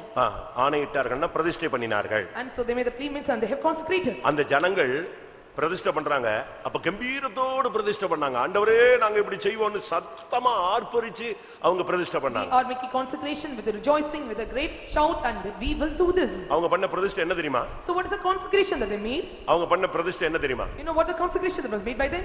நகையை கலத்தி விடுவேன் அப்படியா? removing the jewels is that? இல்ல மீசையை எடுப்பேன், ஆனா ஓரளவு எடுப்பேன், ஹிட்லர் மாதிரி எடுப்பேன். I take the mustache just is like that a little bit. இல்ல பிரெஞ்சு மாதிரி எடுப்பேன். or I will keep the French bird. அப்படியா? எப்படி பிரதிஷ்டை பண்ணாங்க அவங்க? how they consecrate? இல்ல ஒயிட் அண்ட் ஒயிட் தான் போடுவேன், இல்ல நகையை கலத்திடுவேன், மீசையை வைப்பேன், தாடியை வைப்பேன், காலுக்கு கீழே மட்டும் மீசை வச்சுக்குவேன், தாடி கண்ணுக்கு மேல மட்டும் வச்சுக்குவேன், அப்படி அப்படி புதுசு புதுசா ஏதாவது பண்ணானா? so whether they knew all these new models as a consecration? அவங்க பண்ண பிரதிஷ்டை என்ன தெரியுமா? முழு இருதயத்தோடு கர்த்தரை தேடுவோம். so what is a consecration done by them? with all the heart and they will rejoice in God. முழு இருதயத்தோடு கர்த்தரை சேவிப்போம். and we will serve the Lord with all our heart. இதுதான் அன்னைக்கு இஸ்ரவேல் ஜனங்கள் பண்ண பிரதிஷ்டை. and this is the consecration done by the people of Israelites in those times. அந்த பிரதிஷ்டையை தான் அவங்க மிகுந்த உற்சாகத்தோடு பண்ணாங்க. and with willingly and cheerfully, and they have done that consecration. 12வது வசனம். verse 12. தங்கள் பிதாக்களின் தேவனாகிய கர்த்தரை தங்கள் முழு இருதயத்தோடும் தங்கள் முழு ஆத்துமாவோடும் தேடுவோம் என்றும். எது அவங்க பண்ண பிரதிஷ்டை என்னது? எங்கள் தேவனாகிய கர்த்தரை நாங்க முழு இருதயத்தோடும் முழு ஆத்துமாவோடும் தேடுவோம். we seek the Lord God of their fathers with all their heart and all their soul. அடுத்து ஒண்ணு பண்ணா பாருங்க, அப்படி இந்த இஸ்ரவேல் சமுதாயத்துல முழு இருதயத்தோடு தேடாதவன் எவனோ அவன் கொலை செய்யப்பட வேண்டும்னா. and you tell another commandment that they that are not seeking the Lord and our God, they must be put to death. சிறியோர் பெரியோர் ஸ்திரீ புருஷர் எல்லாரிலும் இஸ்ரவேலின் தேவனாகிய கர்த்தரை தேடாதவன் எவனோ அவன் கொலை செய்யப்பட வேண்டும் என்றும் ஒரு உடன்படிக்கை செய்து. எப்படி என்ன பிரதிஷ்டை பாத்தீங்களா? ரெண்டு பிரதிஷ்டையில ஒண்ணு வந்து நாங்க முழு இருதயத்தோடு தேடணும், தேடாதவனெல்லாம் நெஞ்சிருங்க சபையில கொன்றுங்கங்கறான். see what the consecration, and they are not seeking with all their heart and all their mind, and they must be put to death in the church. இப்படி ஒரு பிரதிஷ்டை பண்ணும்போது அவங்க கம்பீரத்தோடு பண்ணாங்க. when they were making this consecration and they made with great rejoicing and shout. நேத்து night பயங்கரமா பிரதிஷ்டை பண்ணிருப்பீங்க, இன்னைக்கு காலையில உங்க நிலவரம் என்னன்னு உங்களுக்கு தான் தெரியும். yesterday night you have consecrated, only you know your state in the present morning. அப்படிதானே? பிரதிஷ்டைங்கிறது ஆணி அடிச்ச மாதிரி நிக்கணுங்க, அப்படியே நிக்கணும். consecration must you have to stand like you have prayers the knee, இழுத்துக்கிட்டே போக கூடாது. and you should not drag it. இந்த பழைய காலத்து வண்டிகள்லாம் பிரேக் அடிச்சா நேரா இடிச்சிட்டு தான் போய் நிக்கும். so when you are using the vehicle in the past times and when you are breaking down, உன்னுடைய உடன்படிக்கைங்கிறது தேவன் பார்த்துக்கிட்டே இருக்கிறார். the Lord is looking your covenant. நீ பிரதிஷ்டை பண்ணினா நீ அதுல ஸ்ட்ராங்கா இருக்கணும். when you consecrate you must be very strong in it. ஒரு சிலர் எல்லாம் பிரதிஷ்டை பண்ணிட்டு திருப்பி வந்து உடைச்சிருவாங்க, இல்ல மாத்திக்குவாங்க, கொஞ்சம் கொஞ்சமா மாத்துவாங்க. and some make consecration a little by little and they may move or they will change the consecration. Pastor Wesley அவர்கள் சொல்லும் பொழுது, Pastor SB when he says, pastor Wesley சொல்வாரு, பூர்வ எல்லைக்குரிய நம்ம ஆளுங்க இன்னும் மாத்தல, ஆனா வளைச்சிட்டாங்க. and they have not changed the ancient landmarks but have bent it. புரியுதா உங்களுக்கு? can you understand? எல்லைக்குரிய அங்கதான் இருக்கு, அதை எப்படி வச்சுக்கிட்டாங்க? இவங்க கொஞ்சம் சைடா போறதுக்காக எப்படி எரிஞ்சுக்கிட்டாங்க, அப்படி சாஞ்சிக்கிச்சு. the landmark is placed there only but to go in their direction and they have just made a little bend. நான் அரக்கோணம் வந்தபோது when I transferred to Arakonam, அங்க ஒரு ஆள் இருந்தான். there was a man. அவன் என்ன சொன்னா, நீங்க வந்த உடனே ஒரு சொப்பனம் பார்த்தேன் அப்படினா என்ன? and he said me and I came here, I dream a dream. என்னன்னு? I asked what? இருக்கிற எல்லைக்குறியெல்லாம் நீங்க மாத்தி மாத்தி மாத்தி மாத்தி நட்டிட்டே போறீங்கன்னு. and you are changing all the landmarks and one by one little and you are moving it. அவன் பெரிய வதண்டாவதமான ஆளு. And he was a strange person. அவனுக்கு ரெண்டு கண்ணும் தெரியாது. And he don't have two eyes. ஆனா பண்றதெல்லாம் தரிசனம் சொப்பனம் இப்படி சொல்லிட்டே இருப்பான், எல்லாரையும் குழப்பிட்டே இருப்பான். But what he used to tell, I was seeing the visions and dreams and it அவன் confused சொல்றான், everyone. நான் உங்களை பார்த்தேன், நீங்க நட்டப்பட்ட கல்லெல்லாம் புடிங்கி புடிங்கி புடிங்கி நட்டிட்டே போறீங்க. I have seen that and whatever it was planted, you were plucking it and you were planting on some other way. இவனை பத்தி எனக்கு தெரியாதா? Don't I know about this person? நான் புரிஞ்சுக்கிட்டேன், ஓஹோ இவன் எங்க சுத்தி வரான், பூர்வ எல்லை குறிய நான் மாத்துறேன்னு சொல்ல வர போறான். And so what he want to say that I am changing the ancient landmarks. நீ பார்த்த தரிசனம் கரெக்ட் தான். What the vision you have seen is correct, I said. என்னன்னா I asked what? எல்லாம் தப்பு தப்பா நட்டி வச்சிருக்க, நான் கரெக்ட்டா எடுத்து நட்டிட்டே வந்தேன் அப்படி. And I have எல்லாம் தப்பு தப்பா நட்டி இருந்தானுங்க, நான் இப்ப கரெக்ட்டா வச்சிருக்கேன், நான் அதோட ஆஃப் ஆயிட்டான். That which was built up wrongly, now I was placing it the right way. எப்ப பார்த்தாலும் தரிசனம் சொப்பனம் தரிசனம் சொப்பனம் தரிசனம் சொப்பனம். ஆனா ஃபெய்த்தம்ல ரெண்டு மூணு பேர் இருப்பானுங்க, மூணு பேரும் அடிச்சுக்குவானுங்க. All the times I used to say at the visions and dreams and there will be 3 or 4 in the faith homes and they will fight each other. ஃபெய்த்தம்ல மூணு பேர். There are 3 in the faith home. ஒருத்தன் market கடைக்கு போறது எல்லா வேலையும் செய்வான். One is marketing and he will do other works. இவன் கண்ணு தெரியாத ஆளு, ஒரே சொப்பனம் தரிசனம் தான். ஆனா ஜெபிக்கிறதுல இவன உலகத்துல நான் இதுவரைக்கும் இவனை பீட் பண்ண ஆளே பார்த்தது இல்ல. 24 hours ஜெபம் பண்ணுவான். And he is a blind and he will see visions and dreams and there is no one to beat him in prayers because he pray for up to 24 hours. இன்னொரு ஆளு பாய் போடுறது, இது மூணு அசிஸ்டன்ட் வச்சிருந்தாங்க. And another they have spreading the mats and there were 3 assistants in the faith home. நான் எங்கேயோ அப்ப நான் கன்வென்ஷன் பிரசங்கி கிடையாது, பட் கன்வென்ஷனுக்கு எங்கேயோ போயிட்டு வந்தேன். I was not a convention preacher on those times. I went to a convention at the time. இந்த கண்ணு தெரியாதவனுக்கு இன்னொருத்தனுக்கும் அடிதடி சண்டை, கம்பு எடுத்துக்கிட்டு அடிச்சுக்கிட்டாங்க. And one was a blind and another person and there was fighting, quarreling among them and they were beating each other. நான் வந்தேன். I came. சனிக்கிழமை சாயங்காலம் வந்தேன். I came Saturday evening. விஷயத்தை சொன்னாங்க. They informed the matter. சனிக்கிழமை night 10 மணி ஜெபத்துல announce பண்ணிட்டேன், மூணு பேரும் நாளைக்கு சாயங்காலம் 5 மணியோட விசுவாச வீட்டை காலி பண்ணி விட வேண்டும். And Saturday night at prayer I announced that the 3 of you have to empty the faith home by tomorrow evening. நாளை மாலை 5 மணிக்கு மூணு பேரும் விசுவாச வீட்டை நெஞ்சணும். ஃபெய்த்தம்ல தங்கப்படாது. இனிமே உனக்கு மூணு பேருக்கும் சாகர வரைக்கும் என்ன கிடையாது, ஃபெய்த்தம்ல இடம் கிடையாது. Tomorrow evening by 5 o'clock and you have to vacate the faith home and there are no more room for you in the faith home. நான் பாம்பை வளர்ப்பது இல்லை. I am not growing the snakes. அதனால தான் நம்ம பையங்க கூட ஒரு சிலர் தப்பு பண்ணானே, சபைக்குள்ளே வரக்கூடாதுன்னு இருக்கேன் நான். So when I ask them and commit the mistake, I will not allow them into the church. இங்க வந்துட்ட பிறகு தப்பு செஞ்சிட்ட பிறகு வெளிய இருந்து நீ தப்பு செய்யலாம், பட் இங்க வந்து தப்பு செஞ்சினா வெளிய தூக்கிரும். Staying out you can do the wrong, but when you come here you should not commit mistakes or wrong things, and if you do so you must go out. உடனே அப்படியே ஜனங்களுக்கெல்லாம், ஏன்னா அதுல கண்ணு தெரியாதவருக்கெல்லாம் ஓட்டு ஜாஸ்தியா இருந்துச்சு. And those were blind and the vote was so no for him. அப்ப நான் சொன்னேன், அப்பா யாராவது நான் மூணு பேரை வெளிய அனுப்புனதுக்கு ரொம்ப துக்கப்பட்டீங்கன்னா உங்க வீட்ல வச்சுக்கோ. If anyone is grieving to sending these 3 out, you can keep in your house. ரொம்ப ஆத்தும பாரமா இருந்துச்சுன்னா என்ன செய்ய? நான் இப்படி அனௌன்ஸ் பண்ணேன், யாராவது அறவேக்காடு விசுவாசியாக இருந்தால் துக்கப்பட்டால் நீங்கள் உங்க மூன்று பேரையும் உங்கள் வீட்டில் அழகாக ஹாஸ்டல் மாதிரி வைத்து கடைசி வரை பராமரிக்கவும் உங்களுக்கு சபையில் எந்த பனிஷ்மெண்ட்டும் கிடையாது. நீ சபையில பிலீவரா இருக்கலாம். மூணு பேரையும் அறவேக்காடு விசுவாசிகள் வைத்துக் கொள்ள உடனே. அறவேக்காடுன்னு சொன்ன பிறகு எப்படி வைப்பான்? ஒருத்தனும் ஏத்துக்கல. And none accepted them. நான் இப்படிதான் சொன்னேன், ஆஃப் பாயில் அறவேக்காடு இப்படி டீம் எல்லாம் இப்படி மூணு பேர் மேல ரொம்ப இறக்கப்பட்டீங்க அப்படின்னா நான் பாம்பை வெளியே துரத்துறேன், நீ பிடிச்சு வச்சுக்கோன்னு சொன்னேன். I am sending the snake out and all the half-boiled believers and you can take them in your house. அவன் சொல்லுவான், ஒரு டைம் வந்துச்சு ஒன்னு என்கிட்ட சொல்றான், என்னைக்கு நான் அடையாறு போகிறேனோ அன்றைக்கு தான் அடையாறு சரியாகும்னா. டே நீ போயிடம் தெரியாம சாமி ஆடிட்ட, உன்னை இனிமே ஃபெய்த்தம்லயே வைக்கப்படாது. இவர் ஊழியத்துக்கு வருவாராம், கண்ணு தெரியாதவர். இவர் அடையாறு வந்தாதான் அடையாறு என்ன எப்படி வருதா, ஷைன் பண்ணுமா, சரியாயிடுமா. And he is a blind and he said that, and when I go to Adiyar, the Adiyar will shine. சமீபத்தில் நான் மதுரையில் இருக்கும்போது ஒரு நாள் இவனை பார்க்கிறேன், பிரைஸ் தி லார்ட் துரப்பாஸ்டரான்னு வந்து நின்னான், கண்ணு தெரியாத ஆளு. And recently the blind came to me, or you Pastor Durai, and came before me. நீ எப்போ எங்க வந்தேன்னு? உங்களை தேடி தான் வந்தேன். And I asked, why did you come here? நான் மதுரையில ஊழியத்துக்கு வந்தேன், அப்படியே உங்களை பார்த்துட்டு போலான்னு. And for the ministry I came to Madurai and just came to visit you. இது யார் ஒரு அம்மா பக்கத்துல நிக்குது, ஏன் எங்க வீட்டுக்கார அம்மானா? ஓ சரி, right, okay. And the woman nearby and said, and she is my wife. எனக்கு பையன்லாம் இருக்கான். And have all. ரைட். அப்ப நீ அடையார் போய் எல்லாரையும் சரிப்படுத்துறதுல என்னாச்சு?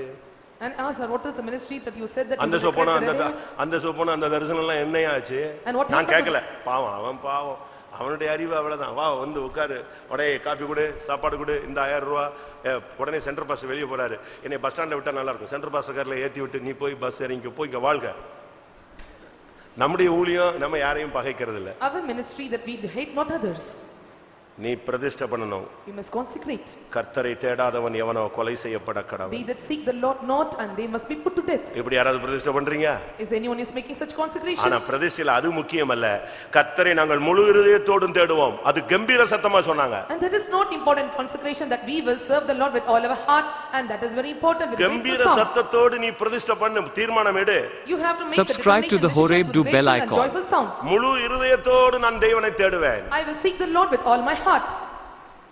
ஒரு ஊழியக்காரன் ஊழியத்தை விட்டு வர்றான்னு சொன்னா அதுக்கு மெயின் ரீசனை சொல்றேன். I will tell the main reason for the servant of God coming out of the ministry. ஒரு விசுவாசி வாழ முடியாம வீட்டை விட்டு வெளியே வருது அப்படினா அதுக்கு ரீசன் சொல்றேன். If the believer is not able to live in the house and coming out, I will tell the next reason. எப்போ ஒரு ஊழியக்காரன் ஊழியம் வேண்டாம்னு வெளியே வரானோ அவன் கர்த்தரை நேசிக்கிறதுல குறஞ்சிட்டான். The அதுதான். servant of God, when he was leaving the ministry, because not liking the ministry, is dead, and he stopped to love the Lord. அன்பு சகலத்தையும் தாங்கும் சகிக்கும் சுமக்கும். என்ன வந்தாலும் கிறிஸ்துவின் மேல அன்பு இருக்கிற வரைக்கும் அவன் இந்த ஊழியத்துல சம்மர் சாட் அடிப்பானே தவிர வெளியே வர மாட்டான். And love beareth all things and careth all things and endureth all things, and whatever comes, and he will live, and he will love the Lord Christ, and he will stand in the ministry. அதே போல ஒரு மனைவி வேண்டாம் புருஷன் வேண்டாம்னு சொல்லி விலகி வர்ற ஒரு டீம் அவளை நேசிக்கிறதுல குறைவு வந்ததனால தான் அவன் வெளியே வரான். And likewise the wife or husband, when they are not loving each other, when they are coming out, it means that and they were shorter or they become limited in their love. நான் சொல்றது கரெக்ட்னு சொல்றவங்க அல்லேலூயா சொல்லுங்க பார்க்கலாம். இவர் வீட்ல வந்து பார்த்தா தானே தெரியும் அப்படிங்கறீங்களா? நான் ஒவ்வொரு வீட்டுக்கு வந்து உட்கார்ந்துட்டு உங்களை வந்து லேப் மாதிரி சோதிக்க முடியாது. I cannot come and test like a lab in your house. அன்பு சரியா இருந்தா கிறிஸ்துவின் அன்பும் அந்த புருஷனை நேசிக்கிறதோ அதுல குறைவில்லாம இருந்துச்சுன்னா அழகா போய்கிட்டே இருக்குங்க. When the love is proper, when the love of Christ is proper in you, and it will be immeasurable in you, and you will continue. phone பிரச்சனைகள்ல अनेகர் வாழ்க்கையை விட்டுருக்காங்க. And many have lost their life because of the phone problems. Dress வாங்கி கொடுக்கலன்னு வாழ்க்கையை விட்டுருக்காங்க. And because of giving the dress garments, and they lost their life. இப்படிலாம் உலகத்துல பாருங்க சின்ன சின்ன காரியத்துக்கு உலகத்துல இல்ல சபையில இப்படி நடக்குது. Even for small matters, and such incidents happens in not only the world, also in the church. மதுரையில ஒரு பையனுக்கும் பொண்ணுக்கும் டேட் ஃபிக்ஸ் பண்ணிட்டாங்க. And they fixed date for a boy and girl. Pastor Joel வச்சு டேட் ஃபிக்ஸ் பண்ணியாச்சு கல்யாணத்துக்கு. இந்த பையன் இந்த பையன் உனக்கு பையனை பிடிச்சிருக்கா? ஆமா. பொண்ணு பிடிச்சிருக்கா? பிடிச்சிருக்கு. ரைட். படிப்பு கிடிப்பு சர்டிபிகேட் எல்லாம் வெரிஃபிகேஷன் பண்ணி ஓகே ஆபீஸ்ல போய் எழுதிட்டு வந்துட்டாங்க. Before Pastor Joel, and they fixed the date, and they asked whether you like this boy, and asked the girl like this girl, and telling this and register the time and certificate. அதுக்கு முன்னாடியே வீட்ல போய் சோறு சாப்பிட்டு வந்துட்டாங்க. இவன் அவன் வீட்ல போய் விருந்து சாப்பிட்டு வந்துட்டான். பஜ்ஜி சட்னி எல்லாம் சாப்பிட்டான். And before they had a feast in each other's house. இப்ப பாஸ்டர் முன்னால வந்து சம்மதம் தெரிவிச்சாச்சு. And now they came before pastor and they tell the acceptance. ஆபீஸ்ல போய் full detail எழுதி கையெழுத்து போடுறாங்க. They went to the office and they gave the full details and their signatures. கையெழுத்து முடிஞ்சு அந்த நோட்டீஸ் ஆஃப் மேரேஜ் கொண்டு வந்து பாஸ்டர்ட்ட கொடுத்து ஒரு ஜெபம் பண்ணிட்டு போவாங்க. After signing, and they will bring the invoice to the pastor and they will make the fixation. கையெழுத்து போட்டு வர்றதுக்குள்ள இந்த பொண்ணு இந்த பையனை வேண்டவே வேண்டான்டா. So before getting signature, and boy told, I don't want this boy. அவங்களுக்கு பேரண்ட்ஸ்க்கு என்ன பண்ணனும்னே தெரியல. And the parents do not know what to do. பொண்ணு வீட்டுக்காரனுக்கு அப்படியே அந்த பிள்ளை என்ன பண்ணலாம்னு தெரியல. அடிச்சு கொன்றலாமான்ங்கறான். ஆனா என்ன பண்றது? சர்ச்சுக்குள்ள வச்சு என்ன பண்றது? ஏன் வேண்டானா வேண்டாம். And they said, I don't know the reason, but I don't want. பையனை பார்த்தா பேயறஞ்ச மாதிரி ஆயிட்டான். என்ன வேண்டான்ட்டாளா இவா? And looking at the boy, and he was like one was possessed by demon, and because she said, I don't want this boy. கடைசில பாஸ்டர்ட்ட கொண்டு போய் விட்டாங்க. At last, and they made him to say, எனக்கு வேண்டாம் pastor. எனக்கு வேண்டாம் pastor. I don't want pastor. சரி அப்ப உனக்கு வேற ஆள்ட்ட தொடர்பு இருக்கா? Do you have any connection with another boy? அப்படிலாம் நான் ஆள் கிடையாது. அப்ப எதுக்கு ரீசனை சொல்லி நான் ஒத்துக்கறேன்னாரு. And tell me the reason, I will accept. அவர் கையெழுத்து நல்லா இல்ல. ரெண்டு பேரும் கையெழுத்து போட்டாங்க இல்லையா? முதல்ல பையன் கையெழுத்து போட்டான். ரெண்டாவது பொண்ணு கையெழுத்து போட்டா. இவன் ரெண்டாவது கையெழுத்து போடும்போது பார்த்தாட்ட பாவி கையெழுத்தே உனக்கு போட தெரியாதா? உன் தலையெழுத்து எப்படி இருக்குன்னு நினைச்சாலோ தெரியல. வேண்டவே வேண்டாம் இவன் வேண்டாம். கடைசி வரை கல்யாணமே இல்ல போட்டா. And looking at the boy's signature, it does not need, and so she said that I don't want this boy because CPM ல it is CPM ல வெக்கமா இருக்கு. I feel shame to tell this. அப்போ இவ என்ன நினைச்சிருக்கா? புருஷன் எப்படி இருக்கணும்? பிரிண்ட் அடிச்ச மாதிரி இருக்கணும்னு நினைக்கிறாளோ? So what? பிரிண்ட் அடிச்ச மாதிரி இருக்கணும்னு எதிர்பார்க்கறா. எப்படிலாம் பிள்ளைங்க இருக்கு பாருங்க. புத்தி எங்கெல்லாம் போய் நிக்குது பாருங்க. See how the understanding of the girls are moving and standing. இப்படிப்பட்ட பிள்ளைகளுக்கு கல்யாணத்தை கட்டி வச்சிட்டா நாங்க என்ன ஆவறது? அவ இவ பேர் எழுதுவான். இப்ப கலெக்டர் ஆயிட்டாலே கையெழுத்து தலைகீழ தான் இருக்கு. ஒரு உன் பையன் கலெக்டர் ஆயிருவான். நானா எப்படி கண்டுபிடிச்சான்னு அவன் எழுதுற எழுத்துலயே தெரியல. உன் பிள்ளை டாக்டர் ஆயிருவான் எப்படின்னா அதான் ஒருத்தனுக்குமே புரியல அப்படிமா. இது உலகத்துல சொல்றது. நாட்டு யாராவது டாக்டர்ஸ் யாராவது துக்கப்படாதீங்க. உலகத்துல இருக்கு. கையெழுத்து ஒரு மாதிரி கிரிக்கிட்டானா அவன் கலெக்டர். ஒண்ணுமே புரியலன்னா அவன் டாக்டர். அப்ப பார்த்தா நம்ம பசங்களாட்டே அப்ப நம்ம எல்லாம் ஆயிருவோம்னு நினைச்சிருவான். அப்படி அல்ல. அந்த பொண்ணுக்கு வந்து ரசனை எதுல இருக்கு?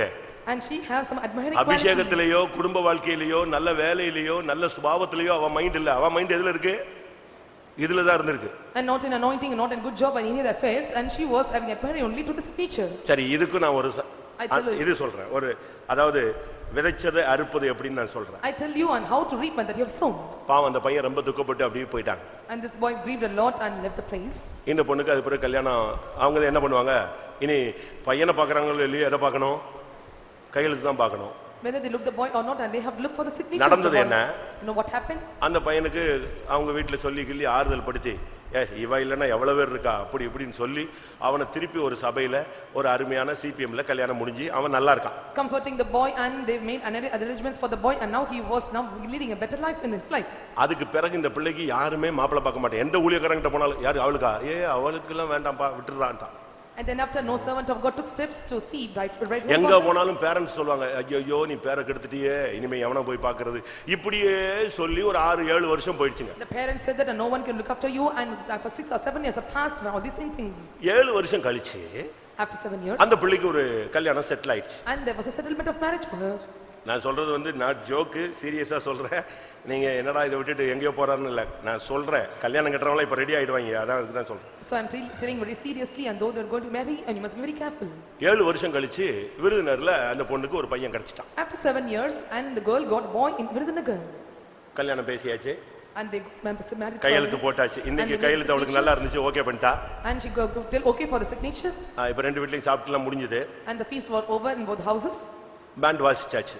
And they have read the band. கல்யாணத்துக்கு பேண்ட் ஃபர்ஸ்ட் பேண்ட் வாசியாச்சு. சபையில அறிக்கை வாசிக்கப்பட்டது. And the first announcement was given for the marriage. இப்போ பொண்ணுக்கு பையனுக்கு எல்லாம் துணி வாங்குறதுக்கு ஜவுளி கடைக்கு போயிட்டாங்க. And now they went to the shop to get the garments for the boy and girl. இந்த என்கேஜ்மென்ட், இந்த பொண்ணு பார்க்கிறது, இதுக்கு பையனுடைய தம்பி வரல. For the engagement and for all these things and fixations of marriage, and his brother did not come. But துணி எடுக்கிற இடத்துல யார் வந்துட்டா? பையன், தம்பி, அண்ணன், அக்கா எல்லாம் மொத்தமா வந்துருச்சு. ஏன்னா எல்லாருக்கும் மொத்தமா துணி எடுத்து ஓசில வாங்கிடுவாங்க இல்லையா? அதனால வந்துருச்சு அவ்வளவு. At the time of taking the garments of a wedding, and all the brothers and sisters, they all came to the shop. வந்த இடத்துல தம்பி வந்து அண்ணனுக்கு கட்ட போற மனைவியாகிய இந்த சிக்னேச்சர் பார்ட்டியை பார்த்தான். And the one who was the brother of the sister and saw the signature of her. சிக்னேச்சர்னா இந்த கையெழுத்து சரியில்லைன்னு சொன்னாலே அவளை பார்த்தான். பார்த்துட்டு அண்ணனை கூப்பிட்டு கேட்டான், ஏண்டா உனக்கு கண்ணு இருக்கா இல்லையாங்க? And looking into the elder brother, he asked, do you have eyes or not? யார் கேக்குறா? தம்பி கேட்டான். ஏய் எனக்கு வான்னு சொன்ன அண்ணனை, என்னடா உனக்கு கண்ணு இருக்கா? ஏன் என்னன்னு கேட்டா, இவளை எடா கட்டுற? அடப்பாவி, வயசான கேச அவன்தல்ல கிட்டான்டா. ஐயோ எனக்கு துணியே வேண்டான்னு சொல்லிட்டு அவன் கடை விட்டு ஓடிட்டான். பையன் அதுக்கு பின்னால எரிஞ்சு ஓடி விட்டான்.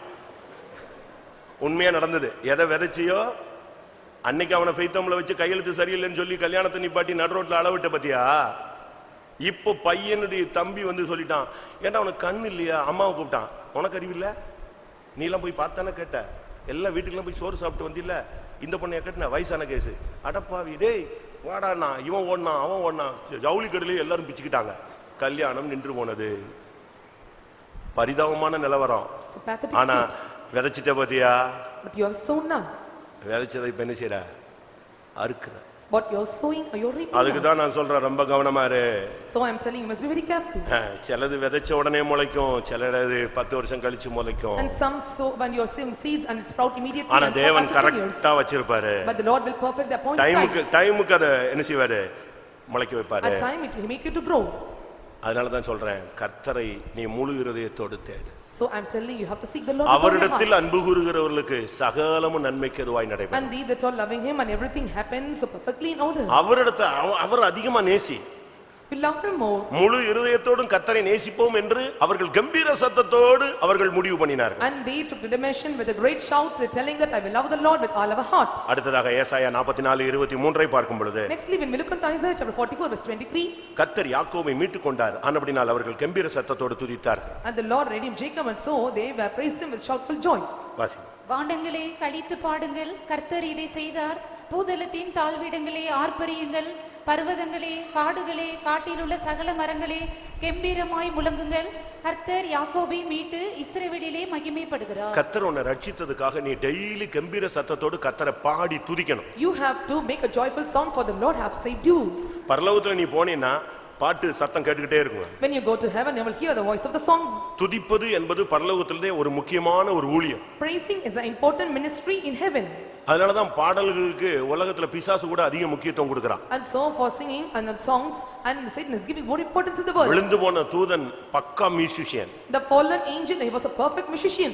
அவனுடைய சரீரத்திலேயே அந்த மியூசிக் நியமிக்கப்பட்டிருந்தது. And the music was appointed in his body. எசேக்கியேல் 28ஆம் அதிகாரத்தில் அது சொல்லப்பட்டிருக்கிறது. It was mentioned in the book of Ezekiel chapter 20. நீ சிருஷ்டிக்கப்படும் பொழுதே மேல வாத்தியங்கள் நாதஸ்வரங்கள் உன்னில் சிருஷ்டிக்க ஆயத்தமாக்கப்பட்டிருந்தது. So when you are created, all the harps and organs which was appointed in you. இப்ப நம்ம போய் உட்கார்ந்துகிட்டு தட்டணும் அமுக்கணும் டங்கு டங்குன்னு அடிக்கணும் ட்ரம் அடிக்கணும் இதெல்லாம் செய்யணும். அவனுக்கு அப்படி கிடையாதுங்க. ஒவ்வொரு அசைவிலேயே ஒவ்வொரு மியூசிக் இருந்தது. வாசிங்க அந்த வசனம். எசேக்கியேல் 28:13. 28:13. நீ தேவனுடைய தோட்டமாகிய ஏதேனில் இருந்தவன். பத்மராகம், புஷ்பராகம், வைரம், படிகப்பச்சை, கோமேதகம், எஸ்பி, இந்திரநீலம், மரகதம், மாணிக்கம் முதலான சகலவித ரத்தினங்களும் பொன்னும் உன்னை மூடிக்கொண்டிருக்கிறது. நீ சிருஷ்டிக்கப்பட்ட நாளில் உன் மேல வாத்தியங்களும் உன் நாகசுரங்களும் உன்னிடத்தில் ஆயத்தப்பட்டிருந்தது. உன்னிடத்தில் ஆயத்தப்பட்டிருந்தது. 28:13 of Ezekiel, it is said that it was prepared in thee. அவனுடைய ஒவ்வொரு அசைவும் ஒவ்வொரு மியூசிக்காக இருந்தது. In every of his movements and there were musics were found. அப்படி தேவனை துதிக்கிறது ஒரு அனுபவம். In such a way when we are praising God is an experience. ஒரு சிலர் எல்லாம் பாட்டுல பாத்தீங்கன்னா பாத்துக்கீங்களா, இந்த செத்து போனவன் எல்லாம் கை தட்டினானா அப்படிதான் இருக்கும். இப்படி ஒரு கை விரல் தட்டுறது, ஒன்னு கையில தட்டுறது, காலில் தட்டுறது, இல்ல அப்படியே பரிதாபமா செத்து போன மாதிரி உட்கார்றது. அப்படி இல்ல, நீ கத்தரை பாடும் பொழுது கம்பீரமா பாடணும். Tapping in one fingers or making a very loud notes, and you should not like this, and you have to joyful make sound and you have to praise God. 81ஆம் சங்கீதம் முதலாம் வசனம். 81:1 of Psalm. 81:1, 47:1. நம்முடைய பெலனாகிய தேவனை கம்பீரமாய் பாடி யாக்கோபின் தேவனை குறித்து ஆர்ப்பரியுங்கள். நல்ல சத்தமா பாடணும், ராகம் போட்டு பாடணும். அது ஒரு வித்தை. You have to sing aloud and you have to sing with tune music, and that is a great gift. நம்ம பிள்ளைங்க எல்லாம் இப்ப பாட்டு போட்டியில சும்மா என்னத்தையோ பாடிட்டாலே இருங்க. So in singing competition our children are singing some of the. நான் தர்மபுரியில இருக்கும் பொழுது children's இல்ல பாட்டு போட்டி விட்டேன். When I was in Dharmaburi, I used to conduct competition among the children. ஒரு பையனுக்கும் பொண்ணுக்கும் தான் போட்டிங்க. A competition between a girl and boy. சரியான போட்டி. It was a right competition. இவனை ஜெயிக்க வைக்கிறதா அவளை ஜெயிக்க வைக்கிறதான்னு judges தடுமாறுறாங்க. And the judges they could not take the decision whether to make her winning or the boy to win. அது ஒரு சின்ன சபை தான். It was a very small church. ஆனா அதுல ரெண்டுக்கும் சரியான போட்டி. And there was tough competition between two. பையன் பரலோகமே என் சொந்தமேங்கற பாட்டு பிடிக்கிறான். So Paralokam en sondame, the song was sung by the boy. பொண்ணு வந்து மகிமை தேசமே எந்த நீ சொந்தமே, அது அந்த லைன்ல போகுது. And the girl was singing a song in Mahimai ரெண்டு பேரையும் பாட விட்டா கேட்டுக்கிட்டே இருக்கலாம். And when both are singing the song and we can keep on hearing. பையனும் எத்தனை ரவுண்ட்ஸ் விட்டாலும் விட மாட்டேங்கறான், பொண்ணு எத்தனை ரவுண்ட்ஸ் விட்டாலும் விட மாட்டேங்குது. And even the boy was not leaving and was singing for many rounds, and the girl is also singing for many rounds. இங்க எவனா பாடுவான்? Can anyone sing like this? பாட்டு பாடுன உடனே இவன் பெண்ணா மாறிடுறான். அப்படியே குழஞ்சி கிழிஞ்சி வெக்கப்பட்டு இப்படி எரிஞ்சு போயிடுறான். எல்லாம் பொண்ணா மாறி பாட்டுன உடனே போட்டின உடனே கூட்டோன உடனே ஜபோன உடனே எழும்பி நின்னுன உடனே இவன் டபக்குன்னு பெண்ணா மாறிடுறான், டவால்னு மாறிடுறான். And telling to sing the songs or to do anything and they are immediately changing into like a girl. நிக்கணும், கத்தரை கம்பீரமா பாடணும். You have to stand, you have to sing with joyful கையை sound. தட்டு, clap your hands, முழங்கால போடு, நல்ல ஆவியில நிறைஞ்சு பாடணும். fill in spirit and sing the songs. அடையார்ல நாங்க ட்ரெய்னிங்ல எடுக்கும்போது 4 மணி ஜெபம் ஸ்டார்ட் ஆயிடுச்சுன்னு சொல்லா அந்த பாட்டு போயிடுச்சேன்னு சொல்லி 4 படி 5 படிலாம் தாண்டுவோம், டப டப டப டபன்னு இறங்கி வருவோம். When we are in Adiyar training, when the songs are over and we will used to cross the 4 or 5 steps and we will come running to the hall. நாங்க பாட்டு கை பிச்சில பிடி பாருங்க, திரும்பி பார்க்கும் முறைக்கும் சிஸ்டர்ஸ் என்டா 4 பேர் வந்துட்டானுங்களான்னு சொல்லி. We will start in high pitch and all the sisters will stare at us because these 4 have come to sing the song. விட மாட்டோம். We will not leave. யாராவது செத்துட்டா நாங்க நைட் உட்கார்ந்து நாங்க போயிட்ட உடனே சிஸ்டர்ஸ்லாம் பாப்பாங்க, இந்த டீம் வந்துருச்சா, சரி இனிமே இவனுங்க விட மாட்டானுங்க, ஒரு 2 மணி நேரம் 3 மணி நேரம் எந்திரிக்க மாட்டான், மைக்க கொடுக்க மாட்டான்னு சொல்லிட்டு போயிடுவாங்க. அவங்க எந்திரிச்சு போயிடுவாங்க, நாங்களும் விடுறது இல்ல, நாங்க வாட்டுக்கு பாடுவோம் நைட் ஃபுல்லா. Any death at the house and we will sing all together night and they will look unto us, and 2 of us or 3 of us, and they will not give the mic, and so the sisters will depart. பரலோகத்துல மௌனமே கிடையாது. So there is no difference in the heaven. பரலோகத்துல மௌனம் வந்து அரை மணி நேரம் இருக்கிறதாக பைபிள்ல சொல்லி இருக்கு. And there is no silence in heaven, only there silence for half an hour. வெளிப்படுத்தல ஒரு இருக்கு, அரை மணி நேரம் பரலோகத்தில் மௌனம் உண்டாயிற்று. And there was silence in heaven for half an hour. அதுக்கு பிறகு அங்க 24 hours கிடையாது, நித்தியமா அது ஒரு இன்சிடென்ட்காக பிரேக் அடிச்சது. Then it is not for 24 hours, it is just for an incident, it was break down, but it will இப்போ go for இப்போ அந்த சப்ஜெக்ட்ல நம்ம போக வேண்டாம். கம்பீரமாய் பாடுங்கள் and sing joyful song. நல்ல பாடு, பாட்டுக்கு ஓடி வந்துரு. You have to sing a song well. பாட்டு பாடு. You have to sing the songs. முதல்ல படி, இரண்டாவது பாடு. First read, then sing the song. நல்ல ராகம் போட்டு பாடு. Then make a tune and song. வீட்ல உட்கார்ந்து நல்ல பாட்டு கேளு. And hear the songs when you are at house. ஆண்டவரை உயர்த்து. Let's lift up the house. பவுலையும் சீலாவையும் ஜெயில்ல போட்டாங்க. And Paul and Silas was put in prison. ரெண்டு பேரும் என்ன பண்ணாங்க? And what they did? பவுலும் சீலாவும் தேவனை துதித்து பாடின பொழுது அஸ்திபாரத்தை கர்த்தர் அசைச்சார். Paul and Silas, when they started to sing praises to God and the Lord shook the உன்னுடைய foundation. நம்பிக்கையை வெளிப்படுத்துவதுதான் பாடல். And revealing your hope, and that is a song. உன்னுடைய வாஞ்சையை வெளிப்படுத்துவதுதான் பாடல். And revealing your desire is a song. உன்னுடைய தீர்மானத்தையும் பிரதிஷ்டையும் வெளிப்படுத்துறதுதான் பாடல். Revealing your determination and consecration is a song. உனக்கு எதிராய் உருவாகும் ஆயுதம்னு உடனே டமால்னு நமக்கு எல்லாருக்கும் முழங்கால் போட்டுருவாங்க. ஏன்னா இந்த பாட்டு ரொம்ப பிடிச்ச பாட்டு. ஏன்னா நமக்கு விரோதமா எழும்புற எல்லாரும் தொலைஞ்சு போயிடணும். The weapon that is formed against me, it's so, and they will immediately put their knees down, because and this song is ஒவ்வொரு பாட்டு பாடும்போது நீ பாட்டுக்கு இங்க இருக்கணும். When you are singing every song, and you have to be attentive. 9:15 இருந்து 9:45 வரைக்கும் பாட்டு worship நல்லா நீ பாடி கர்த்தரை ஒவ்வொரு மொழியிலையும் பாடி துதித்து கர்த்தருக்குள்ள கையை தட்டி ஆவியில் நிறைஞ்சிரணும். And 9:15 when they are singing the service of song, and you have to fill in spirit, and you have to fill in sing in all the languages. நான் விசுவாசியா இருக்கும்போது பாட்டுக்கார சிஸ்டர் எங்க வீட்டுக்கு வருவாங்க. இந்த பாரு இரண்டாவது பாட்டுல நீ ஆவியில் நிறைஞ்சு குழப்புன இனிமே நான் என்ன பண்ணுவேன்னு தெரியாதுமா. When I was a believer and the singer sister come to my house to visit my house, and she used to tell, don't confuse me. அப்ப எங்க சர்ச்சில Robertson brother brother and brother Robertson is a brother in my church. நாங்க ஒரு 5-6 பேர் ஒரே டைம்ல உள்ள வந்தோம். நான் ரொம்ப சின்ன வயசு. ஒருத்தர் வந்து போர்ட்ரஸ்ல ஆபீசர், ஒருத்தர் வந்து ஆடிட்டர், இப்படி ஒரு 4-5 பேர் நாங்க புதுசா ஒரே டைம் உள்ள வந்தோம். Officer in quarters and another auditor, and 5 or 6 we are coming new to the church in the times. 5 பேரும் பாட்டு தொடங்கிட்டா TV பரத்துல புடிச்சிருவோம். So when they are singing the songs, and 5 of us, and we will feel in spirit and will sing songs. எனக்கு அப்ப இப்பலாம் அந்த speed இல்லன்னு வெக்கப்படுறேன். I feel very ashamed that I don't have speed now. சீயோன் வார்த்தை வந்துருச்சு, அங்க நான் உட்கார மாட்டேன். If the word comes Zion there, I cannot sit there. அந்த சீயோன்ங்கற வேர்ட் வந்த உடனே உச்சிக்கு தூக்குவோம். இவங்க ட்ரம் அடிச்சிட்டே இப்படி பாப்பாங்க சிஸ்டர் லான்சி. ஐயோ தொடங்கிட்டானுங்களே, என்ன பண்ண போறானுங்க, பாட்ட குழப்பிடுவானுங்களே. இந்த 5 பேரும் full speed ஆயிடுவோம். And Sister Lancy beating the drum will look into us, and when the word Zion comes, and we will go in full speed. அவ்வளவுதான். வீட்டுக்கு விசிட்டிங் வரும்போது சொல்லுவாங்க, நீ பாரு நீ சும்மா இரு. நான் சொல்லுவேன், நான் இல்ல அவர்தான் கத்துனாரு. இப்படியே மாத்தி மாத்தி ஓடிக்கிட்டே இருப்போம். ஏன்னா அவங்க என்னதான் சொன்னாலும் எங்களால என்ன செய்ய முடியாது, கண்ட்ரோல் வராது. And when she come for visiting and she to warn us, but whatever she says, we could not get the control. ஒரு சபையில ஒரு விசுவாசி இருந்தான். There was a believer in the church. உங்களுக்கு சொல்லி இருக்கிறேன். I have told you. Pastor வந்து ஏதாவது எஃபெக்டிவான ஒரு சூடா வார்த்தை சொல்லிட்டாருன்னா ஹalleluyaன்றோம். If the pastor says any effective word, and he will shout hallelujah. அந்த சபைக்கு ஒரு ஃபாரினர் வந்தாரு. A foreigner came to the church. அப்ப இந்த பாஸ்டர் சொன்னாரு, அவனை கூப்பிட்டு, தம்பி நீ ரொம்ப டிஸ்டர்ப் பண்ற, வெளிநாட்டுல இருந்து ஆளுங்க வராங்க, அந்த 4 நாள் அவர் மீட்டிங் நடத்துவார், நீ அமைதியா இருன்னு சொன்னாரு. And pastor said that, and they are going to conduct meeting for 4 days, so you must keep silence for the 4 days. நீ அப்படி அமைதியாக இருந்தால், when you keep silence like that, நீ கால்ல போடுறதுக்கு செருப்பு இல்லாம கஷ்டப்படுற, நான் உனக்கு செருப்பு வாங்கி தரேன். and you don't have slippers to wear, and so I will get you a slipper. இவன் சொன்னா, நீங்க நடத்தலையா, வெளிநாடா, ரைட், நான் அமைதியா இருக்கிறேன். And you said it is a foreigner, okay, I keep quiet. அந்த ஃபாரினர் ரொம்ப ஏதாவது இன்ட்ரெஸ்டா சொல்லிட்டாருன்னா இவனுக்கு அப்படி வருவான், செருப்பு வந்துரும், டப்புன்னு உட்கார்ந்துரும், அமைதியா. If the foreigner tells something so interestedly, and the word of shout hallelujah will come, but he will keep quiet or thinking of the slippers. இப்படி 2 நாள் ஆகி போச்சு. இன்னும் 2 நாள் தான் இருக்கு. இந்த 2 நாள் இவன் அமைதியா இருந்ததை பார்த்து பாஸ்டர், பரவாயில்ல, செருப்பு இவ்வளவு ஒர்க் பண்ணுத அப்படின்னு விட்டார். 3ஆவது நாள் சூடு பிடிச்சிருச்சு.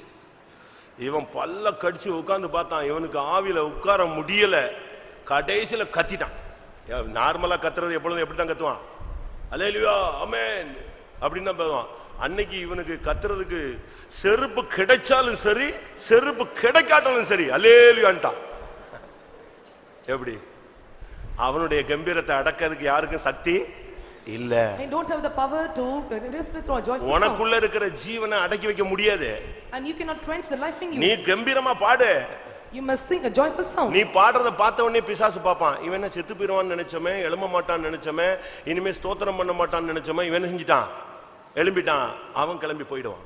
Looking into the song that you sing, and he is thinking that he will not rise up, and he will feel shame. பிசாசுடைய முதல் தந்திரம் உன் நாவை கட்டுறது. The first craftiness of a devil to bind your tongue. உன் நாவை கட்டிட்டானா நீ துதிக்க மாட்ட. When you bind the tongue, and you cannot praise him. கை தட்ட மாட்ட. You will not clap your hands. முழங்கால் போட மாட்ட. You cannot bend your knees. பாட்டுத்தாள் உன் கையில இருக்கும், ஆனா பாட மாட்ட. You will have the song sheet, and you will not sing the song. கை வந்து paralyzed ஆகல, நல்லதா இருக்கு, ஆனா கை தட்ட மாட்ட. Hands are not paralyzed, but you will not clap the hands well.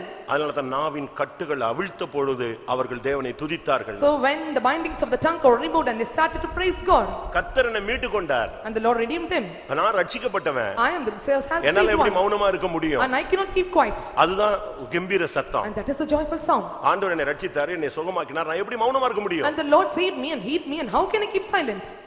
ஒரு காலத்துல பேதுரு மறுதலித்தவன், சபித்தவன், சத்தியம் பண்ணினவன். And one day Peter was the one who denied and betrayed, and he was the one who cursed and promised him. இப்ப அபிஷேகம் கிடைச்சிருச்சு. Now he got anointing. இப்ப அவங்க சொன்னாங்க நீ இயேசுவின் நாமத்தை குறித்து பேசக்கூடாதுன்னா. Now he is telling that in the name of Jesus that you should not pray to it. அவன் என்ன சொன்னா தெரியுமா? And what he replied, you know? நான் மனுஷனுக்கு செவி கொடுக்கணுமா தேவனுக்கு செவி கொடுக்கணுமா? Should I hearken to the men or to the word God? நான் தேவனுக்கு செவி கொடுப்பேன், இயேசுவின் நாமத்தை குறித்து பேசிக்கிட்டே இருப்பேன். I hearken to God and I speak on the name of Jesus. அருமையான தேவனுடைய ஜனமே, நீ கம்பீரமாய் இந்த நாட்கள்ல மாறினாதான் உனக்கு கம்பீர சத்தம் கேட்கும். Dearly beloved, when you are having the desire to sing the joyful sound, and you will hear the joyful sound voice. 5ஆம் சங்கீதம் 11ஆம் வசனம், கர்த்தரை நம்புகிறவர்களே கம்பீரமாய் கர்த்தரை மகிமைப்படுத்துங்கள். And 5:11 of Psalm is that they that are trusting of the Lord, and you have make a joyful sound in him. உம்மை நம்புகிறவர்கள் யாவரும் சந்தோஷித்து எந்நாளும் கெம்பீரிப்பார்களாக. கர்த்தரை நம்புகிறவர்கள் ஒருபோது வெட்கப்பட்டு போகிறதில்லை. And they that are trusting in the Lord, and thou shalt not be confounded forever. இந்த நம்பிக்கை உன்னை வெட்கப்படுத்தாது. And this hope will not put you in shame. கர்த்தரை நம்பு. You must trust in the Lord. பிரபுக்களை நம்புவதை பார்க்கிலும், and trusting by the Lord men, மனுஷனை நம்புவதை பார்க்கிலும், and trusting rather than men, கர்த்தர் மேல் நம்பிக்கையா இருக்கிறது பற்றுதலாய் இருப்பது நலம். it is good to be in confidence in the Lord. கர்த்தரையே நம்பிக்கொண்டிருக்கிறவனுக்கு ஒரு உயர்ந்த அடைக்கலம் இருக்கிறது. And there will be a great refuge for thee that believe or trust in the Lord. உனக்கு விரோதமான வல்லமைகள் எல்லாம் கர்த்தர் அழிப்பார். And the Lord will destroy the powers working against you. நீதிமொழிகள் 11:10 பார்க்கும் பொழுது, when we look in Proverbs chapter 11 verse 10, நீதிமொழிகள் 11:10, நீதிமான்கள் நன்றாயிருந்தால் பட்டணம் களிகூரும், துன்மார்க்கர் அழிந்தால் கெம்பீரம் உண்டாகும். நீதிமான்கள் நல்லா இருந்தா பட்டணம் களிகூரும், துன்மார்க்கர் அழிஞ்சா கம்பீரம் உண்டாகும். when the righteous rejoiceth, and they will be got well, when the wicked perish, and there is shouting. உன்னுடைய ஜீவியத்துல தோல்விகள் எல்லாம் அழிய உனக்குள்ள கம்பீரம் உண்டாகணும். உனக்குள்ள இருக்கிற துன்மார்க்கம் உன்னை விட்டு வெளியே போகும் பொழுது உனக்குள்ள கம்பீரம் வரும். when the failures are going down from your life, and all the wickedness is removed, and the joyful sound of shouting will be in your house. உனக்குள்ள தோல்வி இருக்கிற வரைக்கும் கம்பீரம் வராது. till you have failures, and there will not be rejoicing in you. தடுமாற்றங்களும் விழுகை இருக்கும் பொழுது உனக்கு கம்பீரம் வராது. so when you are having failures and falling, and you will not have the shouting. கடைசியாக last என்னாகமம் 23:21, 23:21 of Numbers. என்னாகமம் 23:21, அவர் யாக்கோபிலே அக்கிரமத்தை காண்கிறதும் இல்லை, இஸ்ரவேலிலே குற்றம் பார்க்கிறதும் இல்லை. அவர்களுடைய தேவனாகிய கர்த்தர் அவர்களோடே இருக்கிறார், ராஜாவின் ஜெய கம்பீரம் அவர்களுக்குள்ளே இருக்கிறது. இது ஜெப ஜீவியத்தை காண்பிக்கிறது. and this shows prayer life. ராஜாவின் ஜெய கம்பீரம் அவர்களுக்குள்ளே இருக்கிறது. a great shout of a king is in them. இது உன்னுடைய ஜெபம் தான் ரொம்ப முக்கியங்க. your prayer is very important. நல்லா ஜெபிங்க. you must pray well. உங்களுக்கு பப்ளிக்ல ஜெபிக்கிறதுக்கு வெக்கமா இருந்துச்சுன்னா இயேசு அதுக்கு ஒரு வாய்ப்பு கொடுத்திருக்காரு. அறை வீட்டுக்குள் புகுந்து என்ன செய்ய, வீட்டை பூட்டிக்கிட்டு நீ அந்தரங்கத்துல கத்தர் வெளியரங்கமா பதில் கொடுப்பார். if you feel shy to pray outwardly or in the temple, you go in your house in the chamber, and you go and call unto him in the secretly, and the Lord will give the reward outwardly. 118ஆம் சங்கீதம் 15ஆம் வசனம் என்ன சொல்லுகிறது? 118th Psalm and 15th words, what it is say? நீதிமான்களுடைய கூடாரங்களில் இரட்சிப்பின் கெம்பீர சத்தம் உண்டு. நீ நீதிமானா இருந்தா, உன் கூடாரம் நீதிமானுடைய கூடாரமா இருந்தா அங்க கம்பீர சத்தம் உண்டு. and there will be the voice of rejoicing if your house is the tabernacles of the righteous. உங்க தெருவுல நீ ஒரு ஆள் தான் விசுவாசி, and you are the one believer in the street. அப்ப உன் கூடாரத்துல இரட்சிப்பின் கம்பீர சத்தம் கேட்கணும். if so, and there will be the voice of rejoicing in the tabernacle. 4 மணிக்கு நீ பாட்டு பாடுற சத்தம் கேட்கணும். and 4 o'clock singing we have been heard in the house. நைட்ல பாட்டு பாடுற சத்தம் கேட்கணும். and the verse we heard when you are singing at night. நீ போடுற சத்தம் 4 வீட்டுக்கு கேட்கணும். the voice which you are making, you must hear this 4 streets. அவங்க கர்த்தரை துதிப்பாங்க. and they will praise God. கம்பீர சத்தம் உன் வீட்ல இருக்கா? is there a voice of great shouting in your house? வெக்கமா இருந்தா பரவாயில்ல, கதவை பூட்டிட்டு நல்லா நீ சத்தமா தேவனை துதி. if you feel shy, you have to lock the door and you have to loudly praise God. அந்தரங்கத்தில் தேவனை நோக்கி கூப்பிடு. and call secretly unto God. உன் வீட்ல ஒரு கம்பீர ராஜாவின் ஜெய கம்பீரம் உன் வீட்ல இருக்கணும். and let there be a great shout of king in your house. அதனால தான் மந்திரவாதமோ குறி சொல்லுதலோ இஸ்ரவேல் ஜனங்களுக்கு பலிக்கலன்னு சொல்லி என்னாகமம் 23ஆம் அதிகாரம் சொல்லுகிறது. so 23 chapter of Numbers is telling that no enchantment or divination prospered to the people of Israelites. உனக்குள்ள இரட்சிப்பின் கம்பீர சத்தத்தை கொண்டு வா. and you must bring the voice of salvation in you. நல்ல சத்தமா பாட்டு பாடு. and louder you sing songs. நல்ல வாயை திறந்து நல்ல ஜெபம் பண்ணு. open your mouth widely and pray God. நல்ல அந்நிய பாஷை பேசு. and you have to speak well in unknown tongues. Abraham லிங்கனை பத்தி சொல்லுவாங்க. and they tell about Abraham Lincoln. ஒரு நாள் அவர் ரூமுக்கு வெளியே எல்லா தளபதிகளும் நின்னுகிட்டு இருந்தாங்க. one day all the captains were standing out of his door. இவர் பேசிக்கிட்டே இருந்தார். and he was speaking with him. அவங்க எல்லாரும் waiting. they were all waiting. ஏனா யார்கிட்டயோ பேசிட்டு இருக்காரு, டிஸ்டர்ப் பண்ண கூடாதுன்னு நின்னுகிட்டே இருக்கறாங்க. and they were waiting because he is speaking with someone. கொஞ்சம் பொறுத்து பார்த்தா சவுண்ட் ஆஃப் அமைதி ஆயிடுச்சு. after a while and there was silence. அப்ப அதுக்கு பிறகு நாங்க வந்திருக்கோம், நாங்க உள்ள வரலாமான்னு கேட்டாங்க. then after he asked, can we come inside? உள்ள போனா ஒருத்தனையுமே காணோம். when he இவர் மட்டும் தான் இருக்காரு. he was alone. அப்ப இவர் கேட்ட ரொம்ப நேரம் வெயிட் பண்றீங்களா? And he asked, are you waiting ஆமா for a long time? நாங்க வந்து ரொம்ப நேரம் ஆச்சு, ஆனா நீங்க பேசிக்கிட்டே இருந்தீங்களா, அதான் யார்கிட்டயோ பேசிட்டு இருக்கீங்க, நாங்க வெளியே இருந்தோம். And we were waiting for a long time and we think we are speaking with someone, so we are waiting outside. ஆனா இங்க உள்ள வந்து பார்த்தா யாரை காணோம்? When they entered inside, there was none.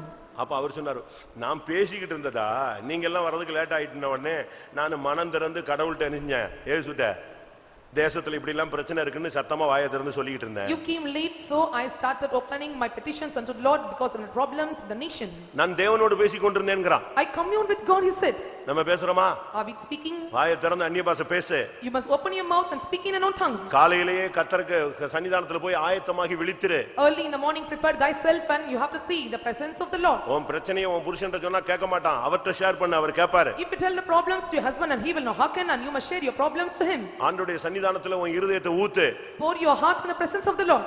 நீ கண்ணீரோடு விதைத்தால் கம்பீரத்தோடு அறுப்பாய். If you sow in tears, you will reap with joy.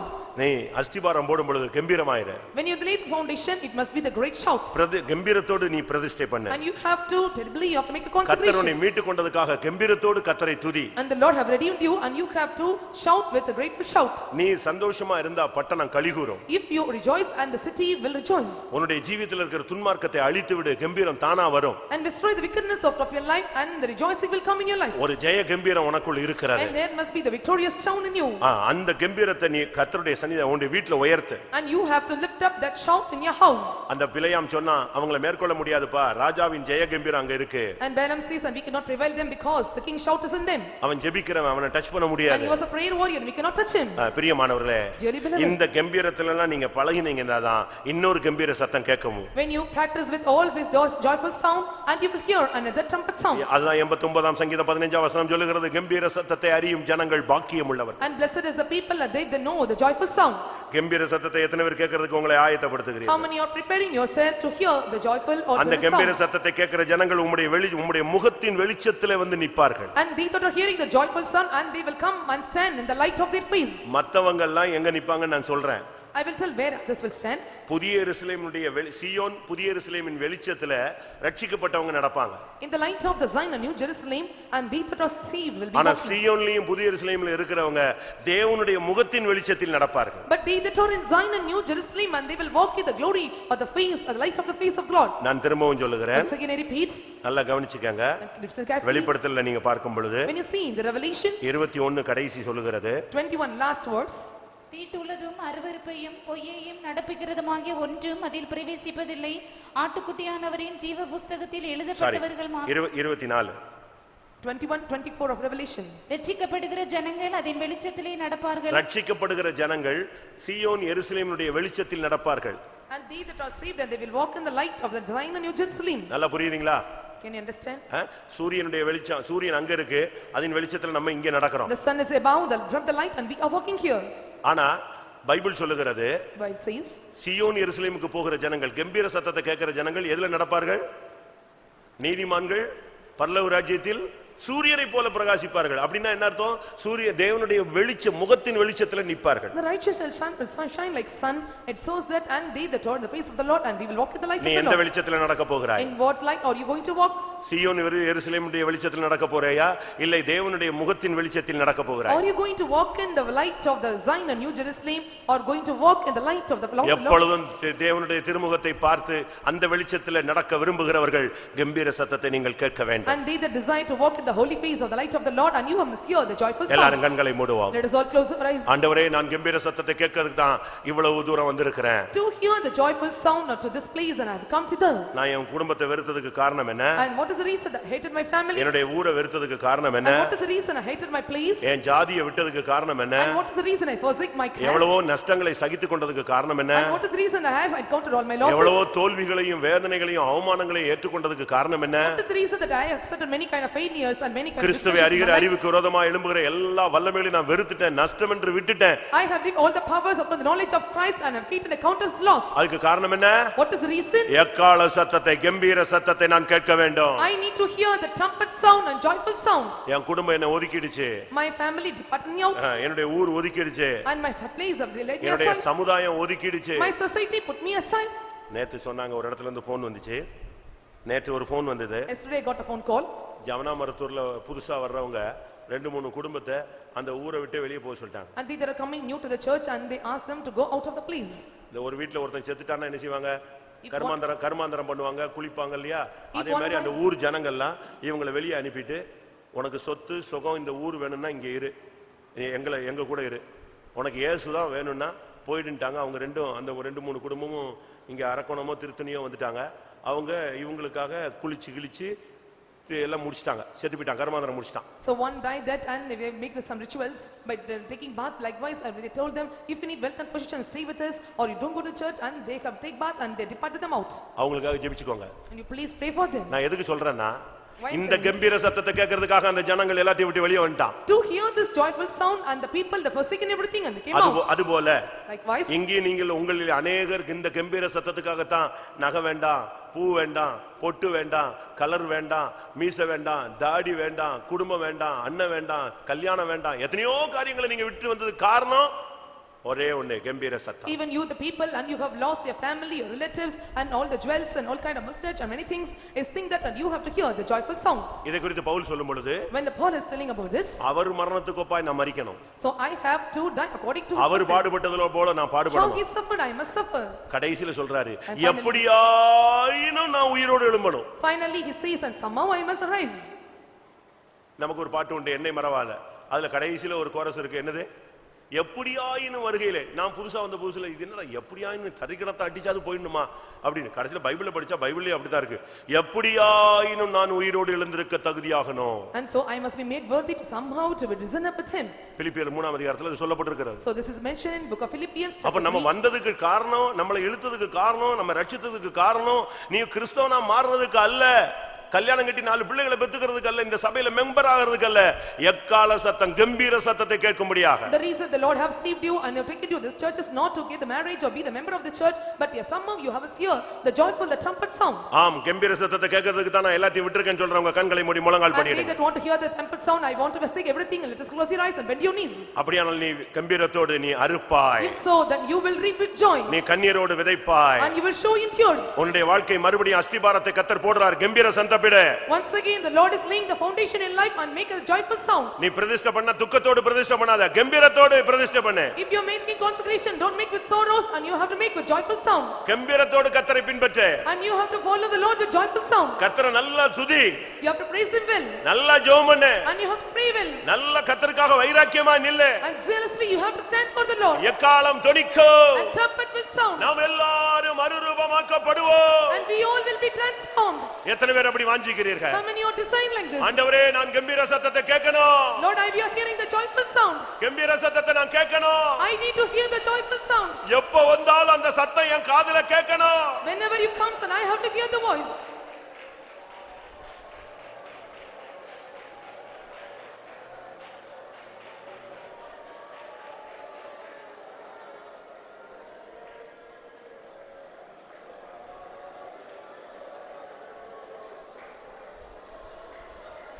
Hallelujah, hallelujah, hallelujah, hallelujah. Amen. கம்பீரத்தோடு பிரதிஷ்டை பண்ணுங்க. and make a consecration with a great shout. Amen. கம்பீரத்தோடு அறுக்க ஆயத்தமாகுங்க. and be ready to reap in joy. கம்பீரத்தோடு ஜெபியுங்கள். and reap you have to pray God. கம்பீரத்தோடு கர்த்தரை பாடி துதியுங்கள். and praise God with great shout. அஸ்திபாரத்தை கர்த்தர் போடுகிறார், உன்னை கர்த்தர் கட்டி எழுப்புவார், கம்பீரமாய் ஆர்ப்பரி. the Lord is laying the foundation and he will build you up and you rejoice him in shout. நீ பயப்படாத, do not fear, நிச்சயமாய் கம்பீர சத்தம் உனக்கு கேட்கும். and sure the joyful sound, நீ மறுரூபம் ஆவாய், and thou shalt be transformed.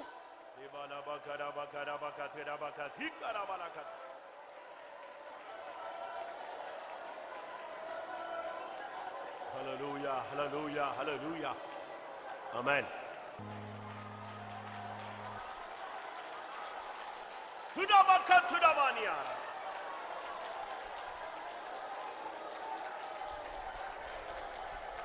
Hallelujah, hallelujah, hallelujah.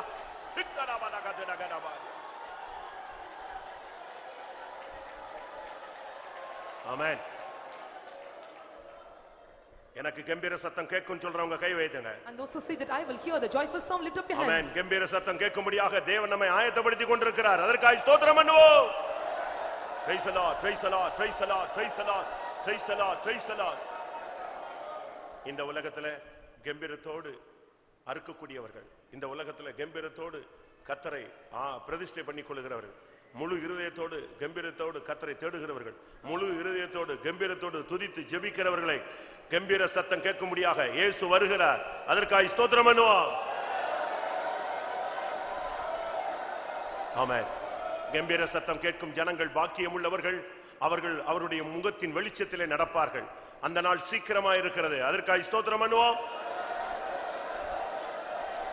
வசனம் கேட்ட ஒவ்வொருவரையும் கம்பீர சத்தம் கேட்கக்கூடியவர்களாய் கர்த்தர் ஆயத்தப்படுத்த முடியாது. ஸ்தோத்திரம் பண்ணுவோம். பிதா குமாரன் பரிசுத்த ஆவியானவருக்காய் ஸ்தோத்திரம் பண்ணுவோம். எல்லா மகிமையும் அவருக்கே செலுத்தி ஸ்தோத்திரம் பண்ணுவோம். ஜெபம். அருமையான நல்ல இயேசுவே, ஆசீர்வதிக்கப்பட்டதான நல்ல காலவேளைக்காக நாங்கள் துதிக்கிறோம். போற நாள்களில் அவன பாதத்தை தரித்திருக்கும்படியாகவும் நிறைவான ஆசீர்வாதத்தை பெற்றுக்கொள்ளும்படியாகவும் நீர் எனக்கு உதவி இறக்கத்துக்காய் ஸ்தோத்திரம். கிருபையால் இறக்கமாக காலவேளையை தேவ சமூகத்தில் வந்து என் ஆராதனையில் ஒவ்வொரு பகுதியை நீ பொறுப்படுத்தி எங்களுக்கு ஆசீர்வாதமாக மாற்றி தந்தாவிக்காய் ஸ்தோத்திரம். பரிசுத்தாவின் வல்லமையினாலும் அபிஷேகத்தினாலும் கிருபையினாலும் எங்களை ஊரில் திறப்பினதாவிக்காய் ஸ்தோத்திரம். நம்பிக்கையை விசுவாசத்தை புதுப்பித்துக் கொள்ளும்படியாக ஒவ்வொருவருக்கும் நீ உதவி செய்த இறக்கத்துக்காய் ஸ்தோத்திரம். சாட்சி எழுப்பி தந்தாவிக்காக துதிக்கிறோம். பல விதமான நிலவரத்தோடு வந்திருக்கதான் நம்முடைய ஜனங்கள் வசனத்தின் மூலமாக உணர்த்தப்படும்படியாக ஆவிக்குரிய ஆசீர்வாதத்தை பெற்றுக்கொள்ளும்படியாக நீரோடு பேசின அருமையான வார்த்தைகளுக்காக ஸ்தோத்திரம். கம்பீர சத்தத்தை அறியும் ஜனங்கள், கேட்கும் ஜனங்கள் பாக்கியம் உள்ளது சொன்னீர் ஆண்டவரே.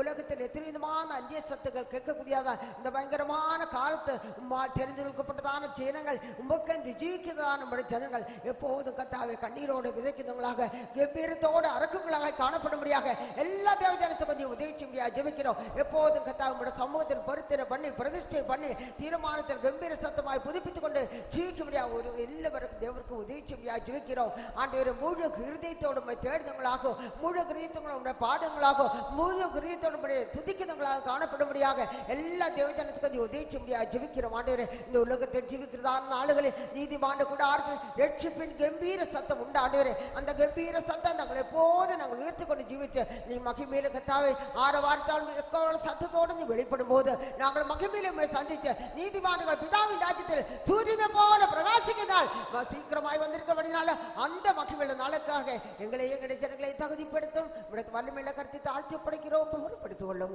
இயேசு நாமத்தில் கேட்கிறோம் பிதாவே, ஆமென். நம்முடைய கர்த்தராகிய இயேசு கிறிஸ்துவின் கிருபையும் பிதாவாகிய தேவனுடைய அன்பும் பரிசுத்த ஆவியின் ஐக்கியமும் நம்ம அனைவரும் சகல பரிசுத்தவான்களும் கர்த்தராகிய இயேசு மகிமையிலே வெளிப்பட மட்டும் இருப்பதாக.